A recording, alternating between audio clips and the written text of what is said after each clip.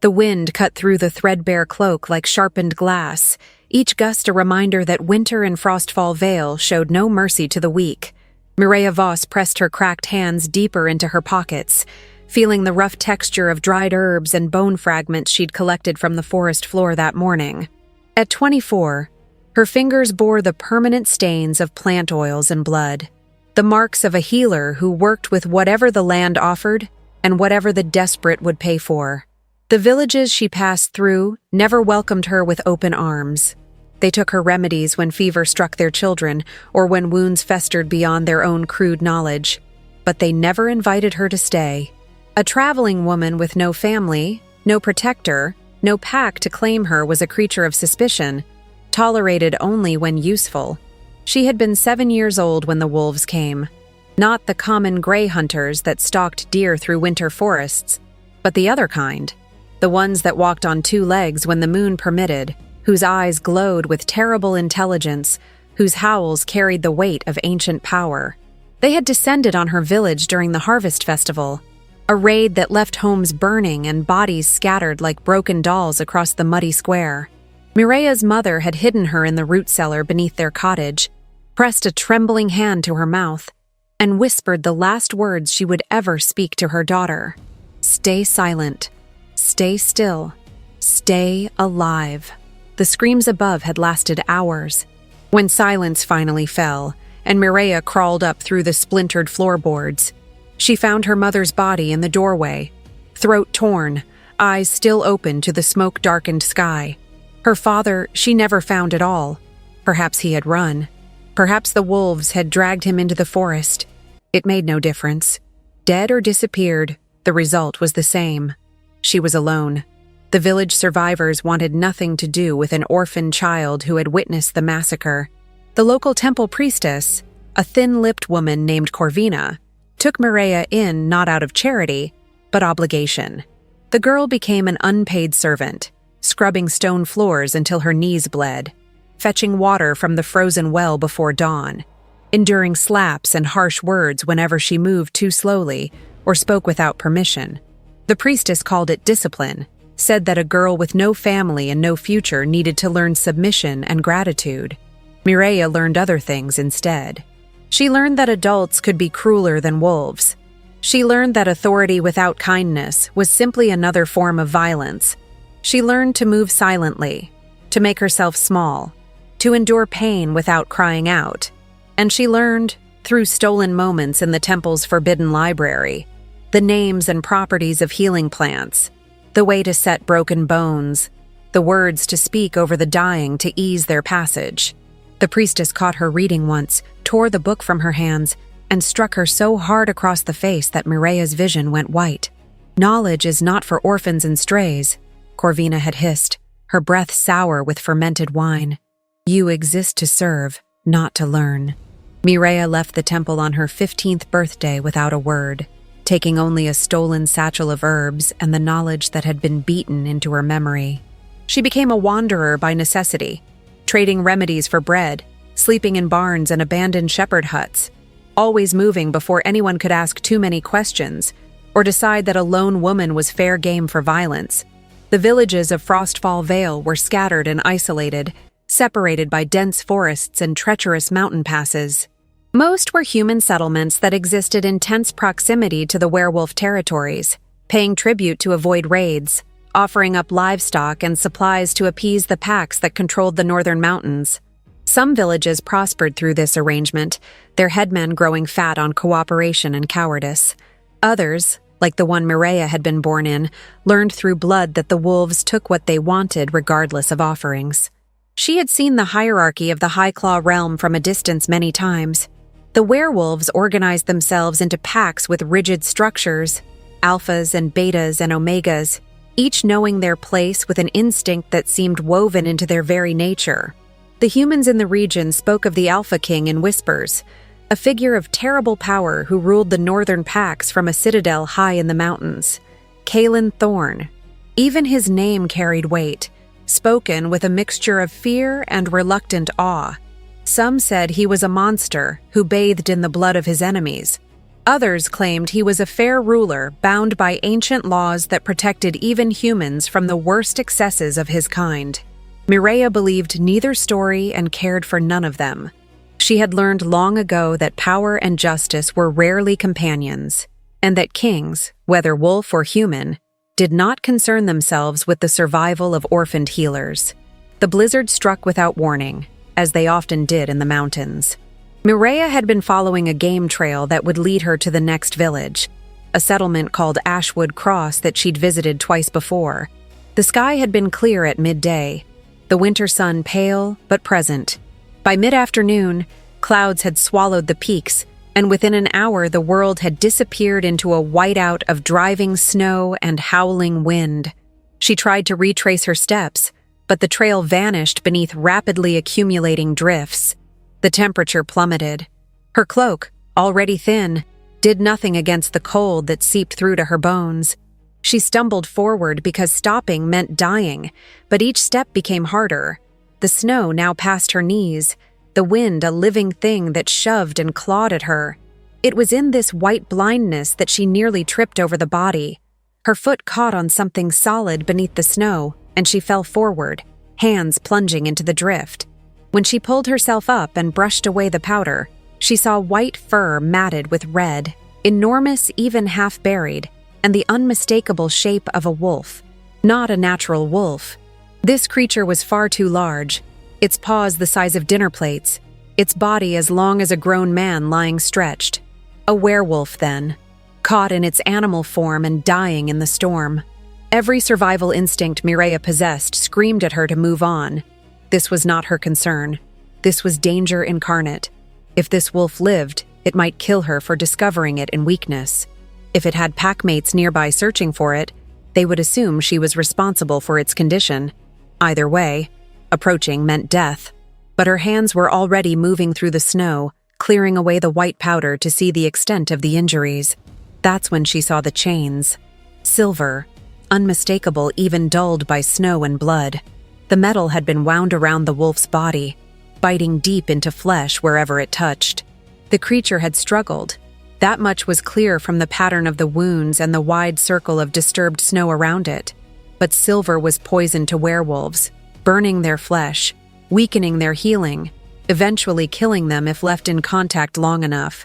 These chains had been deliberately placed, each loop designed for maximum agony. Hunter's work. There were humans who made a trade of killing wolves, who sold silver chains and weapons to villagers who lived in fear of raids. Mireia had always kept clear of such men, understanding that anyone who dealt in death for profit was not someone who would hesitate to harm a lone woman if it suited them. The wolf's chest rose and fell with shallow breaths, each one a rasping struggle. Its eyes were closed, the lids crusted with ice. It was dying. In perhaps an hour, maybe less. The cold and the silver would finish what the hunters had started. Mireia should walk away. She pulled her hands back from the wolf's fur and began to stand. Then she made the mistake of looking at its face. Even in animal form, even dying, there was something in the shape of the muzzle, the set of the closed eyes, that spoke of intelligence and suffering that went beyond animal pain. She thought of her mother's face, of all the times she had been helpless, of every moment when someone could have intervened and chose not to. She knelt back down and reached for the chains. The moment her bare fingers touched the silver, pain shot through her hands like she'd grabbed a burning brand. Her skin hissed and smoked where it made contact, the metal searing flesh with supernatural heat. She bit down on her scream, tasting blood as her teeth cut into her lip, and pulled. The chain was tight, embedded in the wolf's fur and frozen to its blood.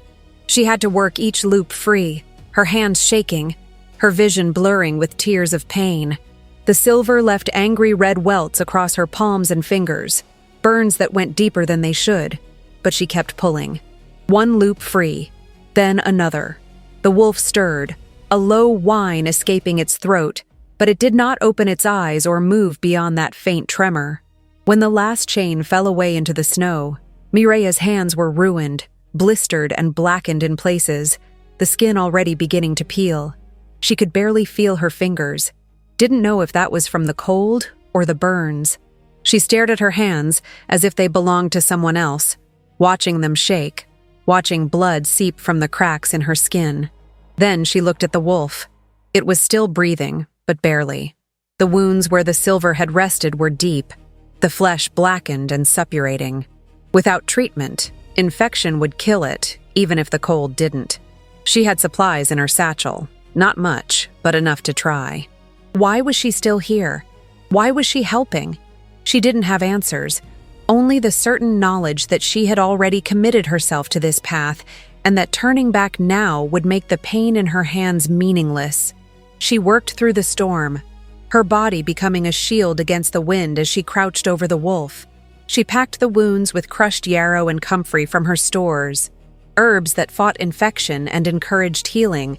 She used strips torn from her already tattered cloak to bind the worst of the injuries, though the bandages soaked through almost immediately. The wolf remained unconscious throughout, its breathing growing slightly less labored as she removed the last traces of silver contamination from the wounds. When there was nothing more she could do, Mireia pulled the wolf's massive head onto her lap, using her own body heat to try to warm it. She knew this was likely how she would die, frozen in a blizzard while cradling a creature that might wake and tear her throat out. But she had spent too much of her life running, surviving, but never truly living. If this was the end, at least it would be her choice. At least she would have done something that mattered. The storm raged through the night. Mireia drifted in and out of consciousness, her body shutting down in stages as hypothermia took hold. She dreamed of her mother, of the temple, of all the cold nights spent in barns and under bridges. She dreamed of fire and warmth and a voice that called her name, though no one had spoken her name with kindness in more years than she could count. When dawn finally came, the storm had passed, leaving the world transformed into a landscape of white drifts and glittering ice. The sun rose pale and cold over the mountains, its light turning the snow to fields of diamond dust. Mireia woke to warmth, not the warmth of sunlight, but body heat, and the certainty that she was no longer alone in the way she had been before unconsciousness claimed her. She opened her eyes slowly, her lashes crusted with ice, and found herself looking up at a man's face. He was kneeling in the snow beside her, his hand on her shoulder, his expression unreadable. For a moment she thought she was hallucinating, her dying mind conjuring a final vision before the end. Then he spoke, and his voice was real, rough and deep, carrying an accent she'd heard before in the few werewolves she'd encountered in her travels. "You saved my life." The words were simple, but there was a weight behind them that Mireia didn't understand. She tried to sit up and found that her body wouldn't obey, her muscles locked and unresponsive from the cold. The man moved, sliding an arm behind her shoulders, supporting her with surprising gentleness.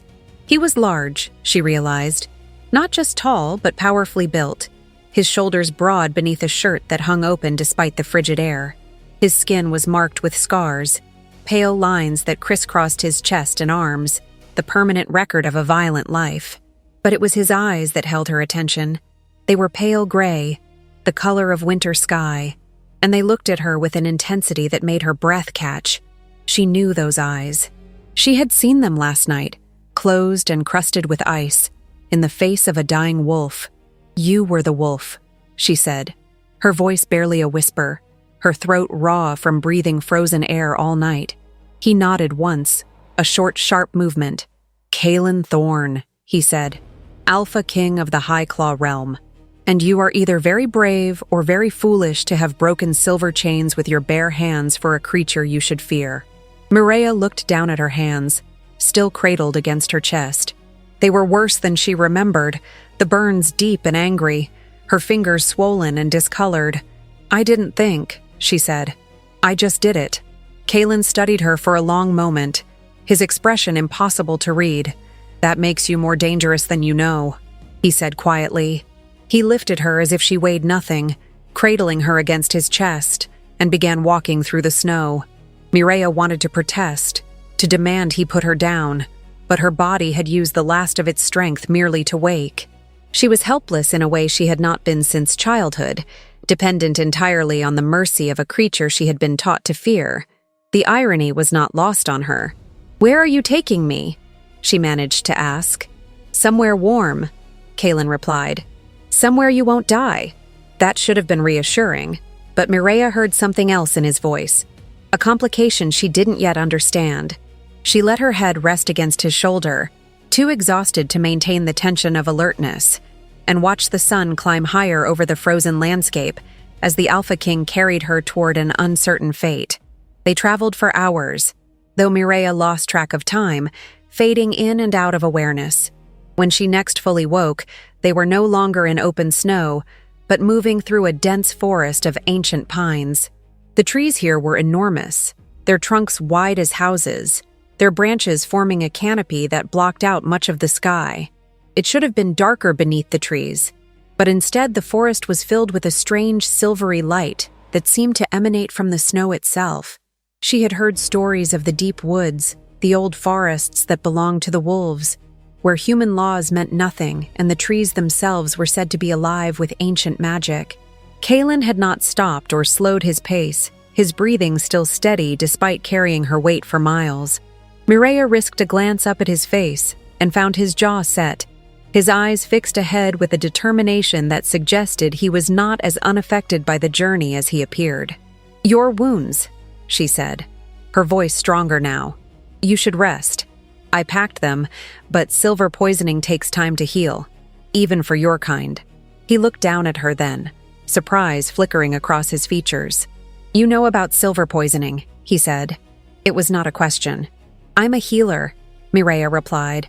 "I know about many things that can kill or cure, most of it learned from stolen books and bitter experience, but she didn't add that part." A faint smile touched Kalen's mouth, gone almost as soon as it appeared. "A healer," he repeated. "That explains some things." "Explains what?" Mireia asked, but he didn't answer. They had emerged from the forest onto a rocky slope, and ahead, rising from the mountainside like something carved from the living stone, stood a citadel. It was massive, its walls stretching up toward the peaks, its towers crowned with ice and snow. This was the seat of the Alpha King, the heart of the High Claw realm. Mireia had never wanted to see it.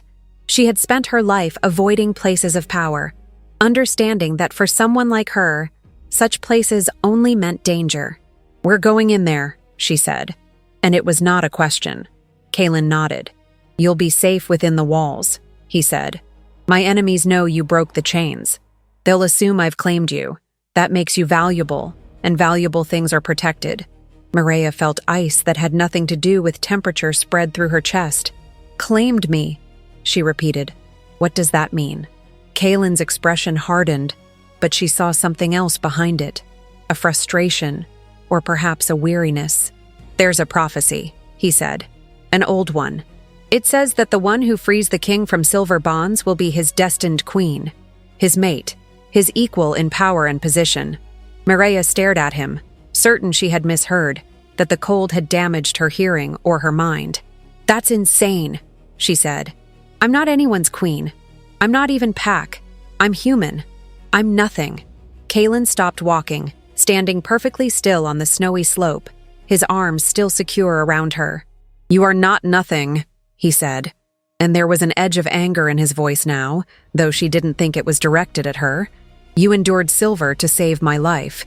You carry scars from a metal that should have killed you within seconds of contact.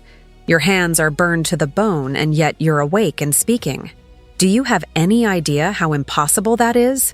Normal humans don't survive touching silver, not the way you did. There's something in your bloodline, something old and powerful, even if you don't know it yet." Mireia wanted to argue, to deny, but the evidence was literally branded into her skin. She looked at her ruined hands again and felt a fear that went deeper than physical pain. If what he said was true, if there was something in her blood that made her different, then she had been carrying danger inside herself all along. The priestess's hatred, the village's suspicion, the sense that she never quite fit anywhere. Perhaps it had all been leading to this. Perhaps she had never been merely an orphaned healer. Perhaps she had been something else entirely. And saving Kalen had simply revealed the truth. They reached the citadel gates as the sun began its descent toward the horizon. The entrance was guarded by wolves, not animals, but men in their human forms, armed with spears and swords, their eyes tracking Kaelin's approach with expressions of relief and something else. Fear, perhaps. Or awe. The gates swung open at his approach, massive doors of iron-bound wood that groaned on ancient hinges. Beyond lay a courtyard paved with dark stone, surrounded by towering walls carved with symbols Mireia didn't recognize. Wolves emerged from doorways and passages, dozens of them, their attention fixed on their king and the woman he carried. Kaelin strode through the gathering crowd without pause, his voice cutting through the rising murmur of questions. "Council meets at dusk," he said. "Until then, I'm not to be disturbed. Lysander, with me." One of the wolves detached from the group, a tall man with silver hair despite appearing no older than 40. He followed as Kaelin carried Mireia across the courtyard and through a set of heavy doors into the citadel proper. The interior was warmer, heated by massive fireplaces and braziers that lined the stone corridors. Tapestries hung on the walls, depicting battles and hunts and ceremonies Mireia couldn't interpret. They passed through halls and up staircases, the architecture growing grander and more imposing with each level. Finally, Kaelin pushed open a door with his shoulder and carried her into a chamber dominated by an enormous fireplace, where flames roared and crackled. He set her down carefully on a fur-covered couch near the fire, then stepped back, studying her with that same intense focus that made her want to look away. The silver-haired man, Lysander, entered behind them and closed the door. He looked at Mireia with open curiosity and something that might have been concern. "My king," he said quietly. "The council will demand answers. They'll want to know who she is and why you brought a human into the citadel." Kaelin moved to the fire, staring into the flames. "She's the one from the prophecy," he said flatly. "She broke the silver chains. The bond has been initiated whether I wanted it or not." Lysander's eyes widened, his gaze snapping back to Mireia. "Is it confirmed?" he asked. "Has the mark appeared?" Kaelin's jaw tightened. "Not yet," he said. "But it will. The prophecy has never been wrong." Mireia found her voice, forcing strength into words that wanted to shake. "I don't care about prophecies," she said. "I'm not staying here. I have my own life, my own path. You can't just decide I'm your queen because of some ancient poem." Kaelin turned to face her, and the weight of his attention was like standing before an avalanche that hadn't yet decided to fall. "You think you have a choice?" he said, his voice soft but carrying an undercurrent of something that might have been regret. "My enemies have already seen you. The ones who set the silver trap, who wanted me dead so they could take the throne. They know I survived and they know you helped me. Whether you stay here or leave, they'll hunt you. In here, you're under my protection. Out there, you're prey." Mireia felt the walls closing in, felt the familiar sensation of powerlessness that she had fought so hard to escape. She had survived so much, had endured years of hardship and violence, all to maintain her freedom. And now this Wolf King stood before her offering protection that felt more like a prison. "I saved you because you were dying," she said, her voice breaking. "Not because I wanted anything from you. Not because I wanted this. I know," Kaelin said. And for the first time she heard something soft in his voice, a hint of the man beneath the king. "I know you didn't choose this. Neither did I. But the world we live in doesn't care what we want. It cares about power and blood and ancient laws. You freed me from silver, and that means something whether we like it or not. The council will meet tonight, and they'll want to see you. They'll demand proof that you're the one from the prophecy. If you are, then you have value. Protection, a place here.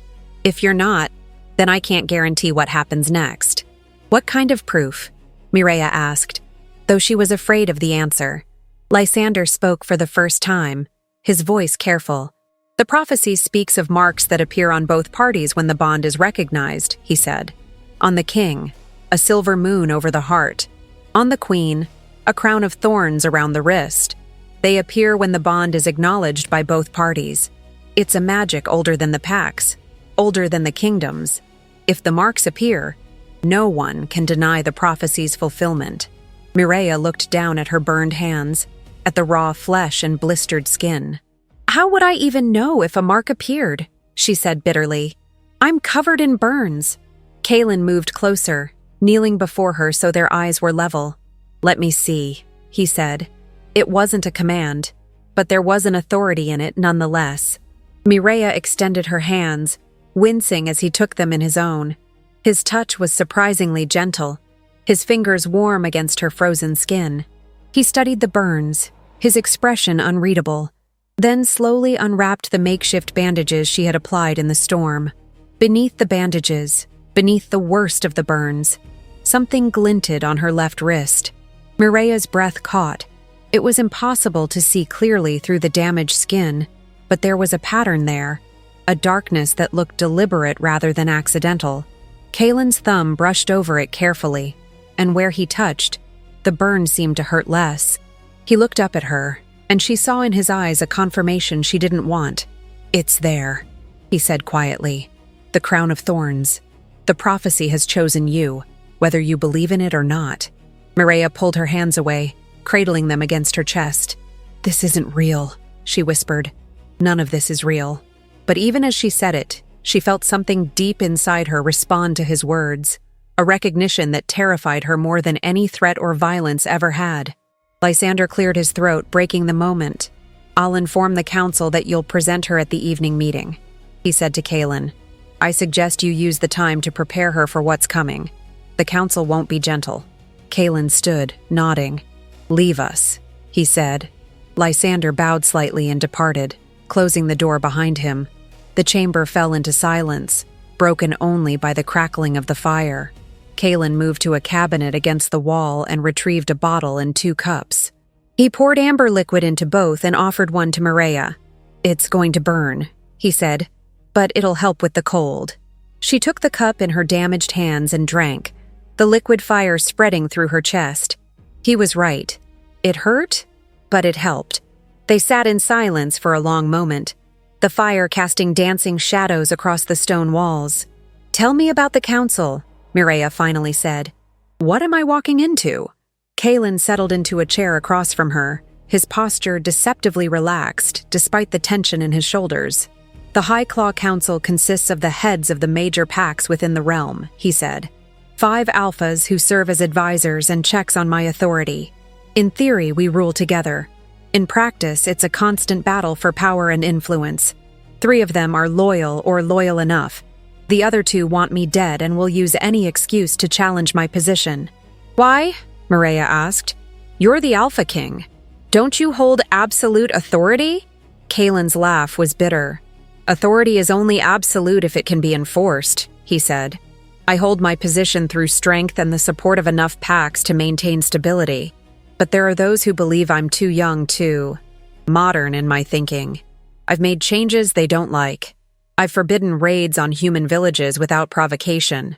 I've opened trade routes and tried to establish peace between our kinds. To some, that makes me weak, a traitor to our nature. And the prophecy," Mireia said. "Where does that fit in?"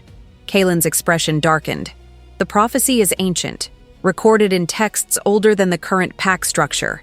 It says that the true king will be tested by silver and betrayal, and that the one who frees him will stand beside him as equal in power and position. It's been used by my supporters to legitimize my rule, to suggest I'm the fulfillment of destiny. But if the one who freed me turns out to be human, turns out to be you, it complicates everything. Because I'm not one of you," Mireia said. "Because I'm from the people you're trying to make peace with." "Exactly," Kaelin said.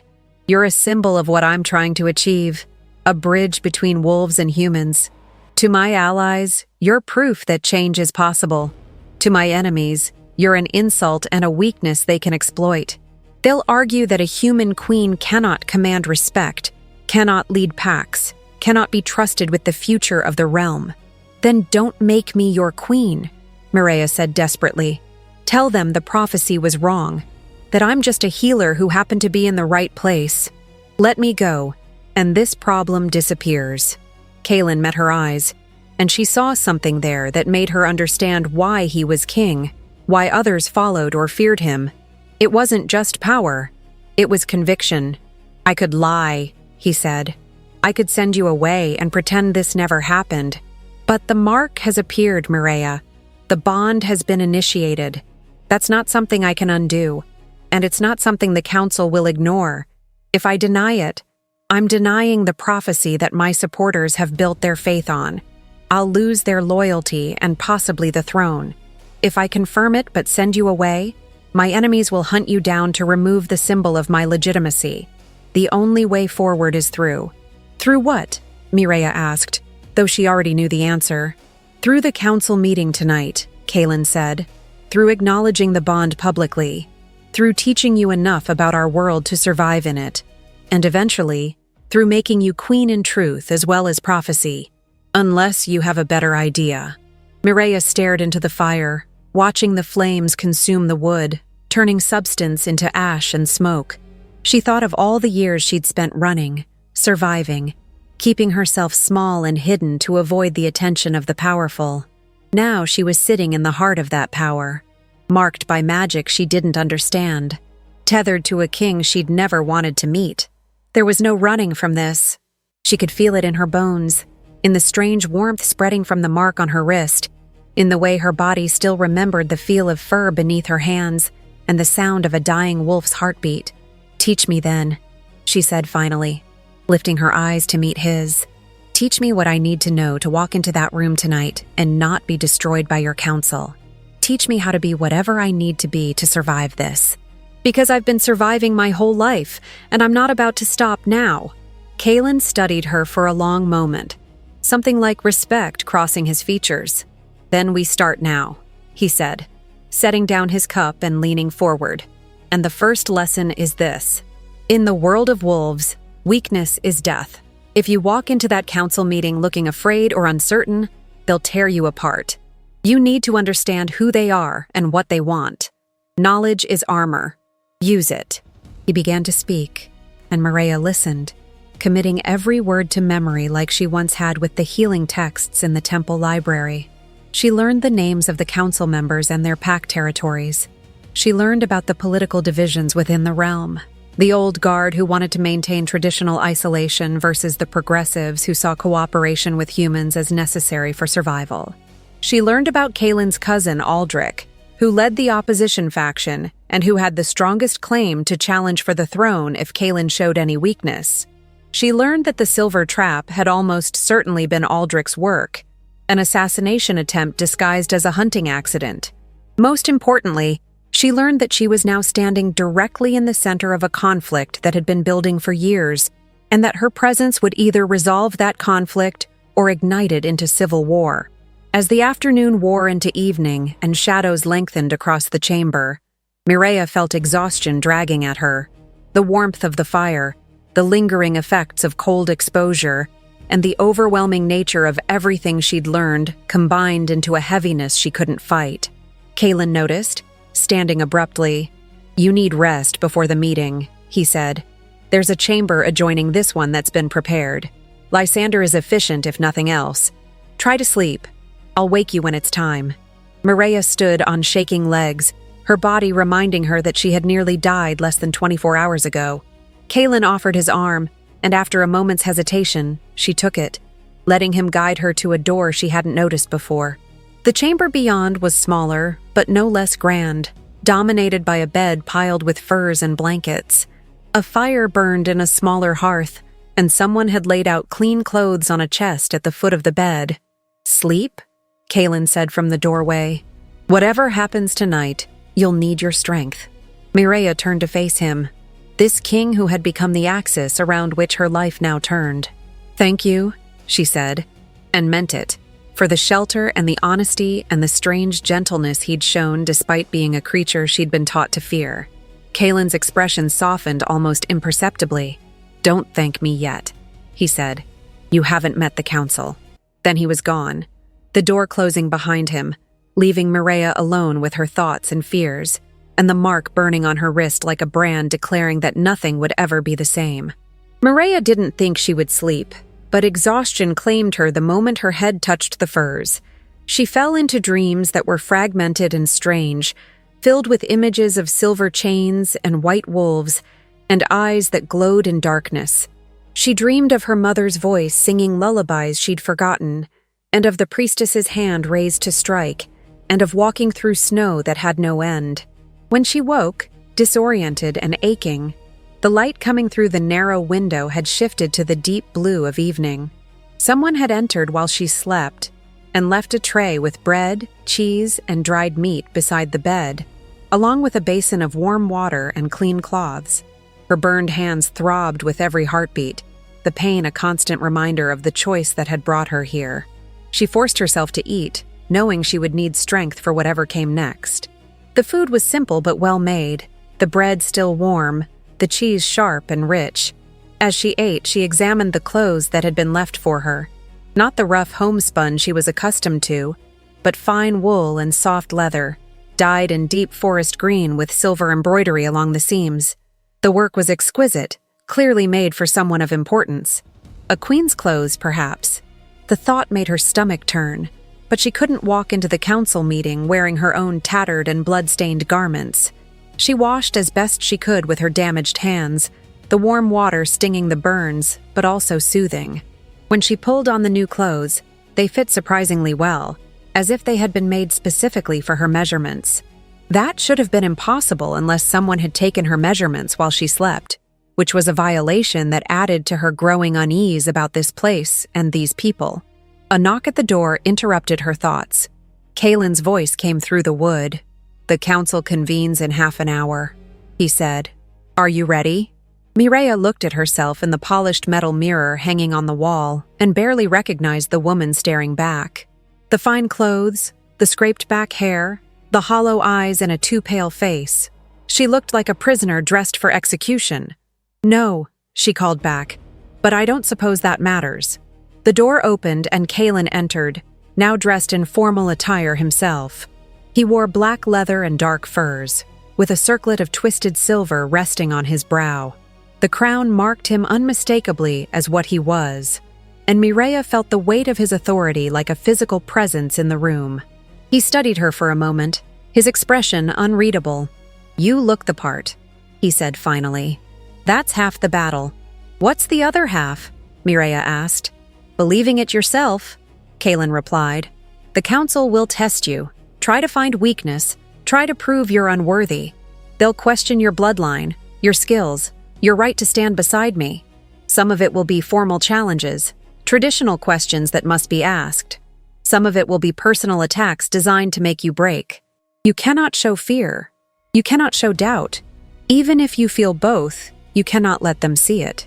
Mireia lifted her chin, drawing on years of practice at hiding her true feelings from those who held power over her. "I spent 15 years living with a woman who enjoyed causing pain," she said. "I learned how to survive people who wanted to break me. Your counsel doesn't frighten me more than she did." "That's not quite true," Kaelin said, and there was something almost apologetic in his tone. "Corvina was one cruel woman. The council represents the collected power of 5 packs, each with their own armies and territories. If they decide you're a threat, there's no running from them.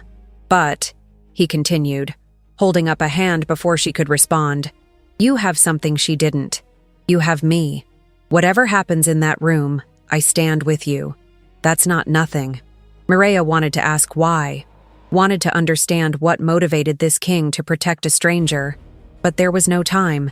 Kaelin moved to the door and gestured for her to follow. "It's time," he said. They walked through corridors lit by torches that cast dancing shadows on stone walls. Wolves they passed stopped and stared, some bowing to Kaelin, others simply watching with expressions ranging from curiosity to barely concealed hostility. Mireia kept her head up and her pace steady, refusing to show the fear that crawled along her spine. They descended a spiral staircase and emerged into a wide hallway that ended at a massive set of double doors carved with intricate scenes of wolves hunting beneath a full moon. 2 guards stood at attention, moving immediately to open the doors as Kaelin approached. The council chamber beyond was circular, built of dark stone that seemed to absorb the light from the great fire burning in the center. 5 high-backed chairs were arranged in a semicircle facing the entrance, and in these chairs sat the pack alphas who served as Kaelin's counsel. They rose as the king entered, but their eyes were on Mireia, assessing her with the predatory focus of natural hunters evaluating prey. Kalen strode to a throne-like chair positioned opposite the council, elevated slightly above the others. He gestured for Mireia to stand beside him rather than behind, a positioning that was clearly deliberate, and that drew immediate reaction from the assembled wolves. The council members were a study in contrasts. On the far left sat a woman who appeared to be in her 50s, her hair silver white, her face marked with scars that suggested a violent past. Beside her was a younger man, perhaps 30, with dark hair and darker eyes that fixed on Mireia with unconcealed interest. The center chair held an older man with a gray beard and the bearing of someone accustomed to command. To his right sat another woman, this one middle-aged with red hair and a skeptical expression. And on the far right, in the chair closest to Kalen's throne, sat a man who could only be Aldrich. The family resemblance was unmistakable in the shape of his face and the pale gray of his eyes. But where Kalen's expression held controlled authority, Aldrich's held calculated ambition. "Kalen Thorne," Aldrich said, his voice carrying easily through the chamber. "You've called an emergency council session and kept us waiting for hours. I assume you have good reason for the drama." Kalen settled into his throne with a casual grace that somehow emphasized rather than diminished his authority. "I was ambushed 3 days ago while hunting in the northern forests," he said, his tone conversational despite the weight of his words. "Silver chains, professionally made, set in a trap designed to kill slowly and painfully. The attack was precise, well-planned, and executed by someone with detailed knowledge of my movements and habits." A murmur ran through the council. The scarred woman leaned forward. "You're accusing one of us," she said, her voice sharp. "I'm stating facts," Kalen replied. "Someone wanted me dead. Someone with resources and inside knowledge. I'll leave it to the guilty party's conscience to reveal themselves, though I doubt they possess such a thing." Aldrich's expression didn't change, but Mireia saw his hands tighten on the arms of his chair. "A serious accusation," he said. "Do you have proof, or are you simply looking for excuses to consolidate power by eliminating opposition?" Kalen smiled, and there was nothing pleasant in it. "I have proof of the attack itself," he said. "The chains are being examined by our historians to determine their origin. As for the traitor's identity, time will reveal all things. But that's not why I called this meeting." The bearded man in the center spoke for the first time, his voice deep and measured. "Then why are we here, my king? And who is this human woman you've brought into the council chamber?" Kalen stood, and the room fell silent. "This is Mireia Voss," he said, "a healer who was traveling through the mountains during the blizzard 3 nights past. She found me dying in the snow, wrapped in silver chains, and she broke those chains with her bare hands to save my life." He paused, letting that information sink in. "According to the prophecy of the Silver Bond, the one who frees the king from silver chains is his destined mate, his equal in power, his queen. The mark has appeared on both of us, confirming the prophecy's fulfillment. I present her to this council as the future queen of the Highclaw realm." The silence that followed was absolute. Then chaos erupted. 3 council members began speaking at once, their voices rising in anger or disbelief. Aldrich remained silent, but his expression had gone cold and calculating. The scarred woman stood, her voice cutting through the noise. "Silence," she commanded, and surprisingly, the others obeyed. She turned to Kalen, her scarred face impressive in its controlled fury. "You expect us to accept a human as our queen?" she said. "A woman with no pack, no bloodline, no training in our ways? This is madness, Kalen. The prophecy must have been misinterpreted." Kalen's voice remained level. "The prophecy is written in the old tongue by the first alpha of our line. It has been interpreted the same way for 300 years. There is no ambiguity. The one who breaks silver bonds will stand beside the king as equal." Mireia broke the chains. The mark appeared. "The magic has chosen." The red-haired woman spoke, her tone more diplomatic but no less skeptical. "Show us these marks," she said. "If they truly exist as you claim, that at least confirms the magic is real, even if we dispute the interpretation." Kalen looked at Mireia, a silent question in his eyes. She understood what he was asking. This was the moment of revelation, the point where pretense ended and truth was laid bare for judgment. She could refuse, could protect what little privacy she had left, and doom any chance of acceptance, or she could expose herself, literally and figuratively, to these predators, and hope that the truth would be enough to shield her. She stepped forward before fear could stop her and began unwrapping the bandages on her hands. The burns were still ugly, red and blistered. Some areas blackened where the silver had seared deepest. But there, on her left wrist, visible now that she knew what to look for, was the mark.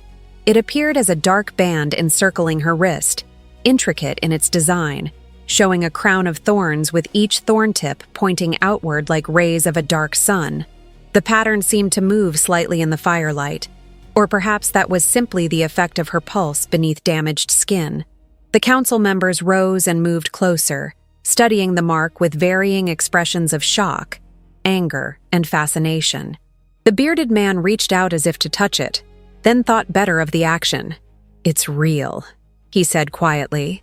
"By the old laws, it's real. The magic doesn't lie." The young dark-haired man was staring at Mireia with something that looked like awe. "How did you survive touching silver long enough to break chains?" he asked. "Humans die from seconds of contact. You should have gone into shock and died in the snow." Mireia met his eyes, finding it easier to speak truth than she'd expected. "I don't know," she said. "I felt the pain, worse than anything I'd experienced before. But I didn't stop. I couldn't leave him to die like that, wrapped in chains like an animal. So I kept pulling until they came free. My hands are destroyed, but I'm alive. I can't explain it beyond that." "That's not good enough," Aldrich said, speaking for the first time since Kalen's announcement. He moved to stand directly in front of Mireia, using his height and presence to intimidate. His voice was soft, but carried an edge like a blade. "Normal humans don't resist silver. It's toxic to them, yes, but not in the way it is to us. For a human to endure sustained contact and survive suggests either divine intervention, which I don't believe in, or something else in your blood, something that makes you not entirely human." Mireia refused to step back, meeting his gaze with hard-won composure. "I'm human," she said. "I've lived among humans all my life. I have no pack blood, no wolf ancestry that I know of. But my parents died when I was 7. I don't know everything about my heritage. Perhaps there's something I don't know. Perhaps I'm just lucky. Or perhaps the prophecy itself protected me because I was meant to fulfill it. Take your pick." Aldrich's smile was cold. "How convenient that you know nothing of your past," he said. "It makes it impossible to verify your claims or disprove them. Tell me, healer, what do you know of the Wardens?" The word meant nothing to Mireia, and her confusion must have shown on her face. "Nothing," she said. "I've never heard of them." Aldrich's smile widened. "Of course you haven't," he said. "Because the Wardens were hunted to extinction 2 centuries ago, their bloodline supposedly wiped out completely. They were humans who served as guardians of the boundary between wolf and human territories, gifted with resistance to silver and the ability to sense and sometimes manipulate pack magic. They were dangerous, unpredictable, and ultimately destroyed by both sides when they grew too powerful. If you're Wardenborn, even unknowingly, you represent a threat to pack stability." Kalen's voice cut through the tension. "The Wardens are extinct, Aldrich," he said. "You said so yourself. And even if she did carry some trace of that bloodline, it would only fulfill the prophecy more completely. The Wardens were meant to bridge worlds. What better queen for a realm trying to unite wolves and humans?" Aldrich turned to face Kalen, and the hostility between them was palpable. "You're blinded by the prophecy and by whatever bond magic is clouding your judgment," he said. "You want this to be real because it legitimizes your reform agenda, because it gives you a symbol to rally the progressive packs. But symbols can be false, Kalen. The magic of the marks can be faked by those with enough knowledge and power. I could bring you 3 mages by dawn who could replicate that pattern on anyone's skin." The scarred woman interrupted before Kalen could respond. "Then test it," she said pragmatically. "We have old relics in the vaults, items tied to the Warden bloodline and to the prophecy itself. Let the human touch them. If she's truly marked by the prophecy, truly resistant to silver, truly connected to the old magic. The relics will respond. If she's a fake, they'll expose her. Aldrich will accept the result of such a test, won't you, cousin?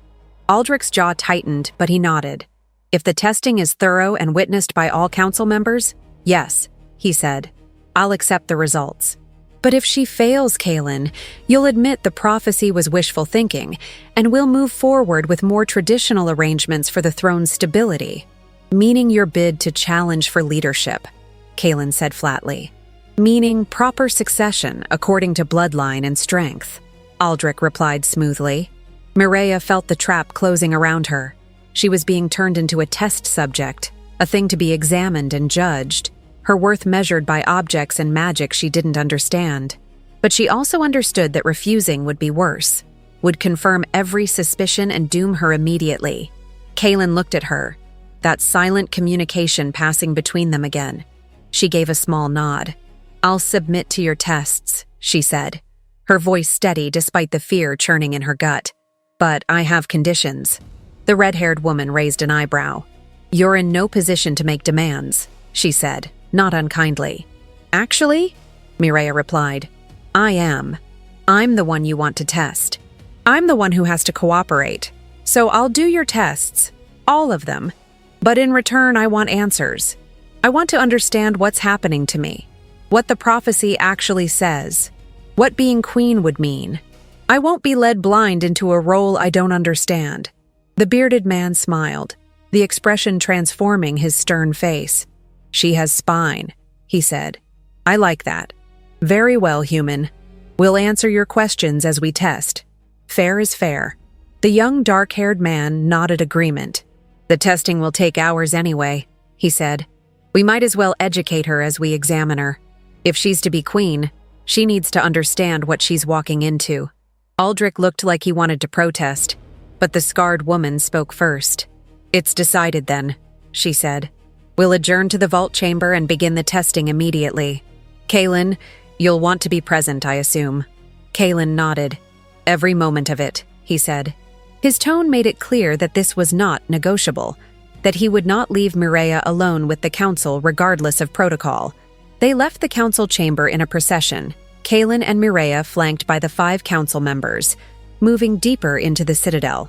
The corridors here were older, the stone rougher, the air colder. They descended stairs that seemed to go on forever, spiraling down into the mountain itself. Finally, they reached a heavy iron door guarded by 2 wolves who bowed deeply at Kaelin's approach. Beyond the door lay a chamber unlike anything Mireia had seen. The walls were lined with shelves and cabinets containing objects of every description: weapons, jewelry, books, stones, bones, and things she couldn't identify. The center of the room was dominated by a circular platform inlaid with silver symbols that formed complex patterns. The scarred woman moved to one of the cabinets and removed a small wooden box. Inside, resting on velvet, was a silver dagger with a hilt wrapped in leather so old it was nearly black. This is the first test, she said. This blade was forged by wardens 3 centuries ago. It was designed to kill wolves without mercy, and it's soaked in enough silver to drop a full alpha in seconds. A normal human who touched the blade would suffer burns similar to what you experienced with the chains, but contact with the hilt, which has only residual silver, should be bearable. If you're truly resistant, you should be able to hold it without collapsing. Mireia looked at the dagger and felt her mouth go dry. Her hands were still burned, still healing, and the thought of introducing more silver to her system made her want to run. But she had agreed to this. She had walked into this room willingly. She reached out with shaking hands and grasped the hilt of the dagger. Pain lanced through her palms, sharp and immediate, but not the overwhelming agony she'd felt with the chains. It hurt, badly, but it was bearable. She held the dagger, her arms trembling with effort, and counted seconds in her head.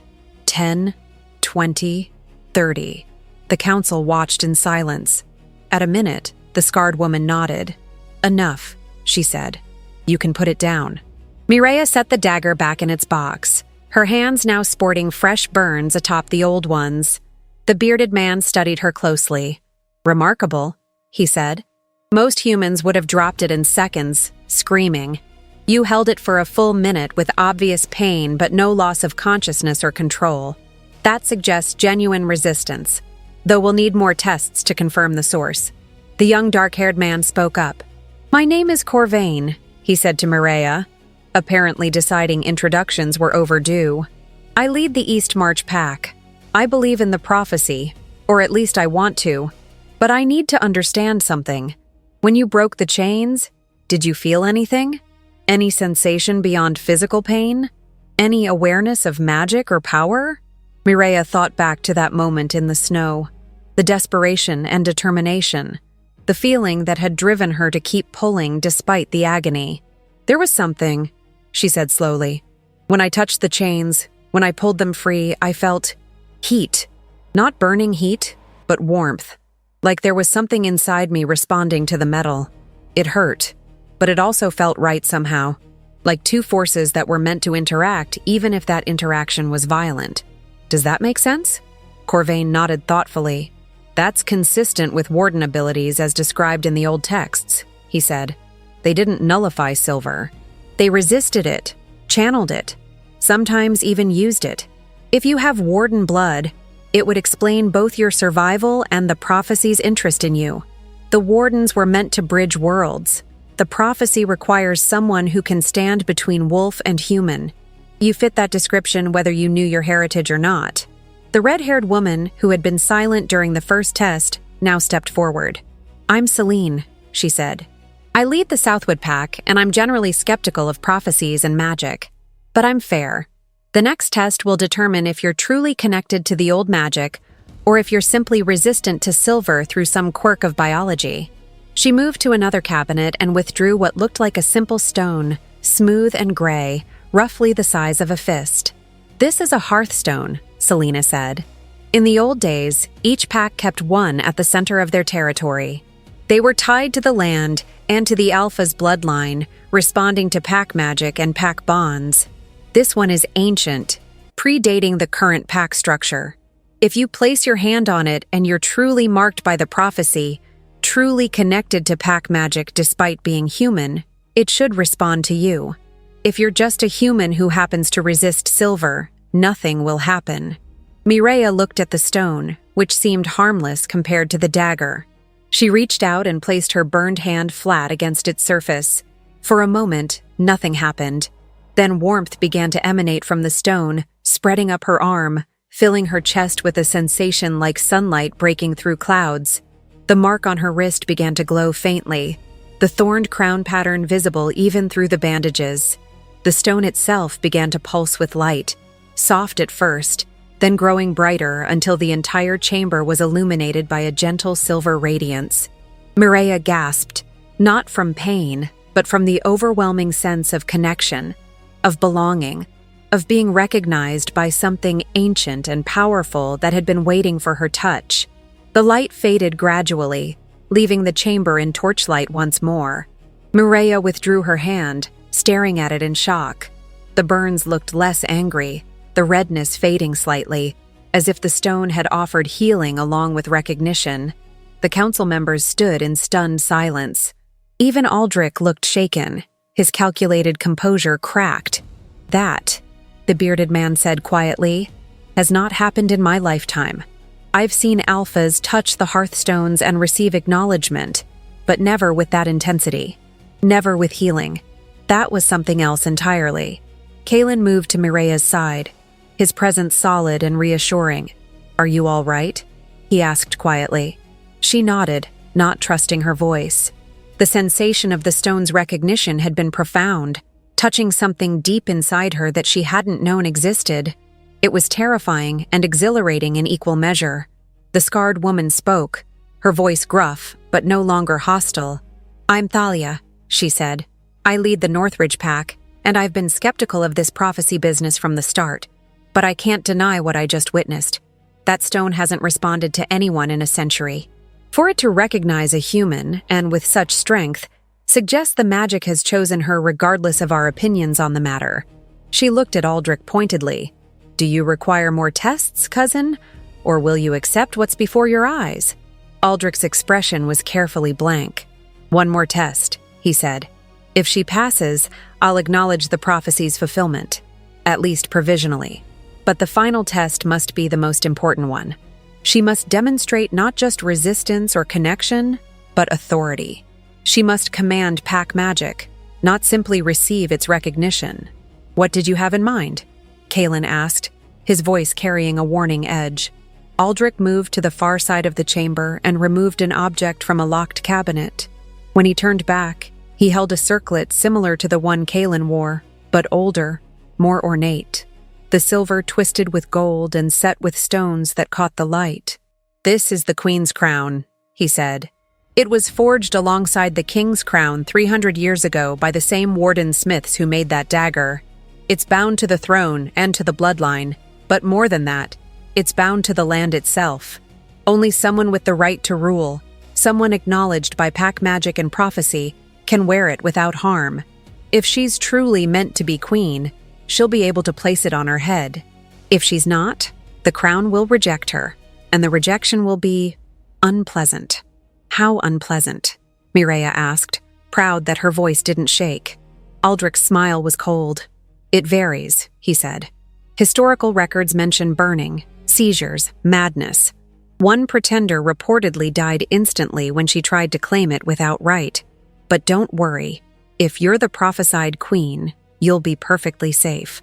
Kaelin's hand moved to Mireia's shoulder, his grip gentle, but his voice hard. This is too dangerous, he said. We've already confirmed the prophecy with 2 tests.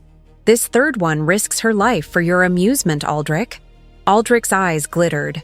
I thought you believed in the prophecy, cousin, he said. If she's truly chosen, truly meant to stand beside you, then the crown will accept her and all doubt will be erased. Unless you're not as certain as you claim? Mireia understood the trap. If Kaelin refused to allow the test, it would suggest doubt, would undermine everything they'd established. If she refused to attempt it, the same result. The only way forward was through, just as Kaelin had said before. She stepped away from his protective hand and faced Aldrich directly. Give me the crown, she said. Aldrich's surprise was evident for just a moment before his mask of calm reasserted itself. He held out the circlet, and Mireia took it in her burned hands. The metal was warm to the touch, almost alive, thrumming with power she could feel even before it touched her head. The council formed a circle around her, watching with expressions ranging from concern to anticipation, to barely concealed hope for failure. Mireia lifted the crown slowly, giving herself time to prepare mentally for whatever came next. She thought of her mother's last words, "Stay alive." She thought of the years of survival, of enduring when others would have broken. She thought of the white wolf dying in the snow, and the choice she'd made to act when she could have walked away. Then she placed the queen's crown on her head and braced for agony. The power that flooded through her was like being struck by lightning, but instead of burning, it illuminated. Every nerve in her body came alive with sensation, every sense sharpened to impossible clarity. She could feel the heartbeat of every wolf in the chamber, could sense the ancient magic woven into the stones of the citadel itself, could perceive threads of connections spreading out through the mountain and into the territories beyond.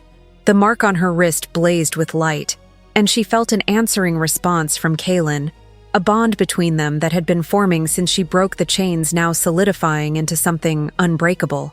She gasped, overwhelmed by the rush of awareness, but she didn't fall.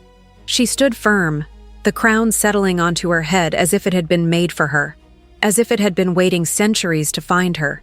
When the initial surge of power subsided, Mireia found herself still standing, still breathing, the crown resting on her head as if it had always belonged there. The chamber was silent except for the crackling of torches and the sound of her own heartbeat, which seemed impossibly loud in her ears. She could still feel the threads of connection, dimmer now but present, linking her to the land and the magic, and something else she couldn't quite define. Slowly, carefully, she opened her eyes and found the entire council staring at her with expressions that ranged from shock to something that might have been fear. Thalia was the first to move, dropping to one knee with a fluidity that seemed practiced despite the obvious reluctance in her movements. "The prophesied queen has been acknowledged," she said, her voice carrying through the chamber. "The crown accepts her. The magic has spoken."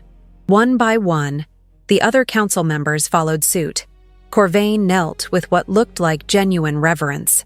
Celine hesitated only a moment before following, her expression thoughtful rather than defeated.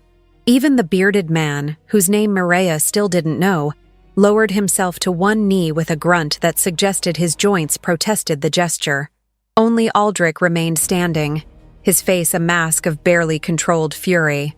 Kaelin moved to Mireia's side, and she felt his presence like warmth against her skin, the bond between them humming with awareness. He took her hand carefully, mindful of the burns, and spoke to the council. "Rise," he said. "You've witnessed the proof you demanded. The prophecy is fulfilled. Mireia Voss is acknowledged by the old magic, accepted by the crown, and marked as my equal. The council will recognize her as Queen of the Highclaw realm, and we will begin preparations for the formal coronation." Aldrich's voice cut through the moment like a blade. "I acknowledge the magic's acceptance," he said. "But recognition by a crown is not the same as earning the loyalty of the Pax. She may have the right to stand beside you, Kaelin, but she has not proven she can rule. The Pax follow strength, not prophecy. Until she demonstrates that she can command respect, enforce justice, and protect the realm, she is queen in name only." Mireia felt anger spark in her chest, hot and bright. She had endured their tests, suffered their doubts, and proven herself according to their own rules. Now Aldrich was moving the target, adding new conditions because he couldn't accept that she had won. Before Kaelin could respond, she spoke, her voice steady and cold. "What would you have me do to prove myself, Aldrich?" she asked. "Fight you? Hunt down your assassins? Declare war on those who oppose my claim? Name your test, and I'll meet it, because I'm tired of your games and your barely concealed hostility. You want me to fail because my success threatens your ambitions, but I won't fail, and I won't let you undermine what the magic itself has confirmed." Aldrich's eyes narrowed, but something like respect flickered across his features. "You want a test?" he said. "Very well. There's a situation that has been festering for weeks, one that Kaelin has been unable to resolve without violence. The western border villages have been reporting raids, not from external enemies, but from a rogue pack that broke away from the realm 6 months ago. They're led by a former alpha named Gregor, who refuses to acknowledge Kaelin's authority. The raids are getting worse, and the human villagers are demanding protection. If you can bring Gregor back into the fold without starting a civil war, if you can demonstrate the diplomatic skill and authority necessary to command a rogue alpha, then I'll accept you're more than just a symbol. I'll support your claim fully." The other council members exchanged glances, and Mireia could see they recognized the challenge for what it was. Difficult, dangerous, and designed to expose her inexperience. Thalia spoke carefully. "That situation requires delicate handling," she said. "Gregor is volatile and has legitimate grievances about how his pack was treated. Sending an untested queen to negotiate could trigger exactly the violence we're trying to avoid." Kaelin's voice was hard. "Absolutely not," he said. "Gregor is unpredictable and has already ignored 3 summons to the Citadel.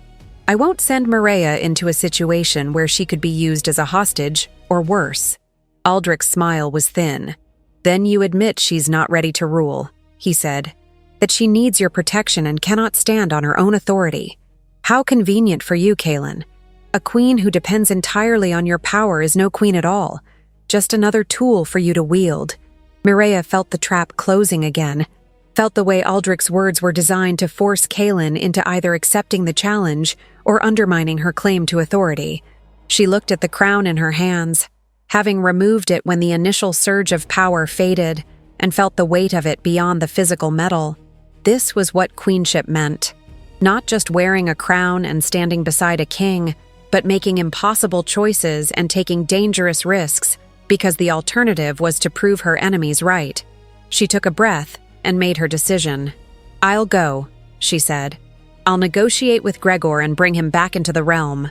But I'll do it my way, not according to your expectations or limitations. I'm not a warrior. I'm a healer.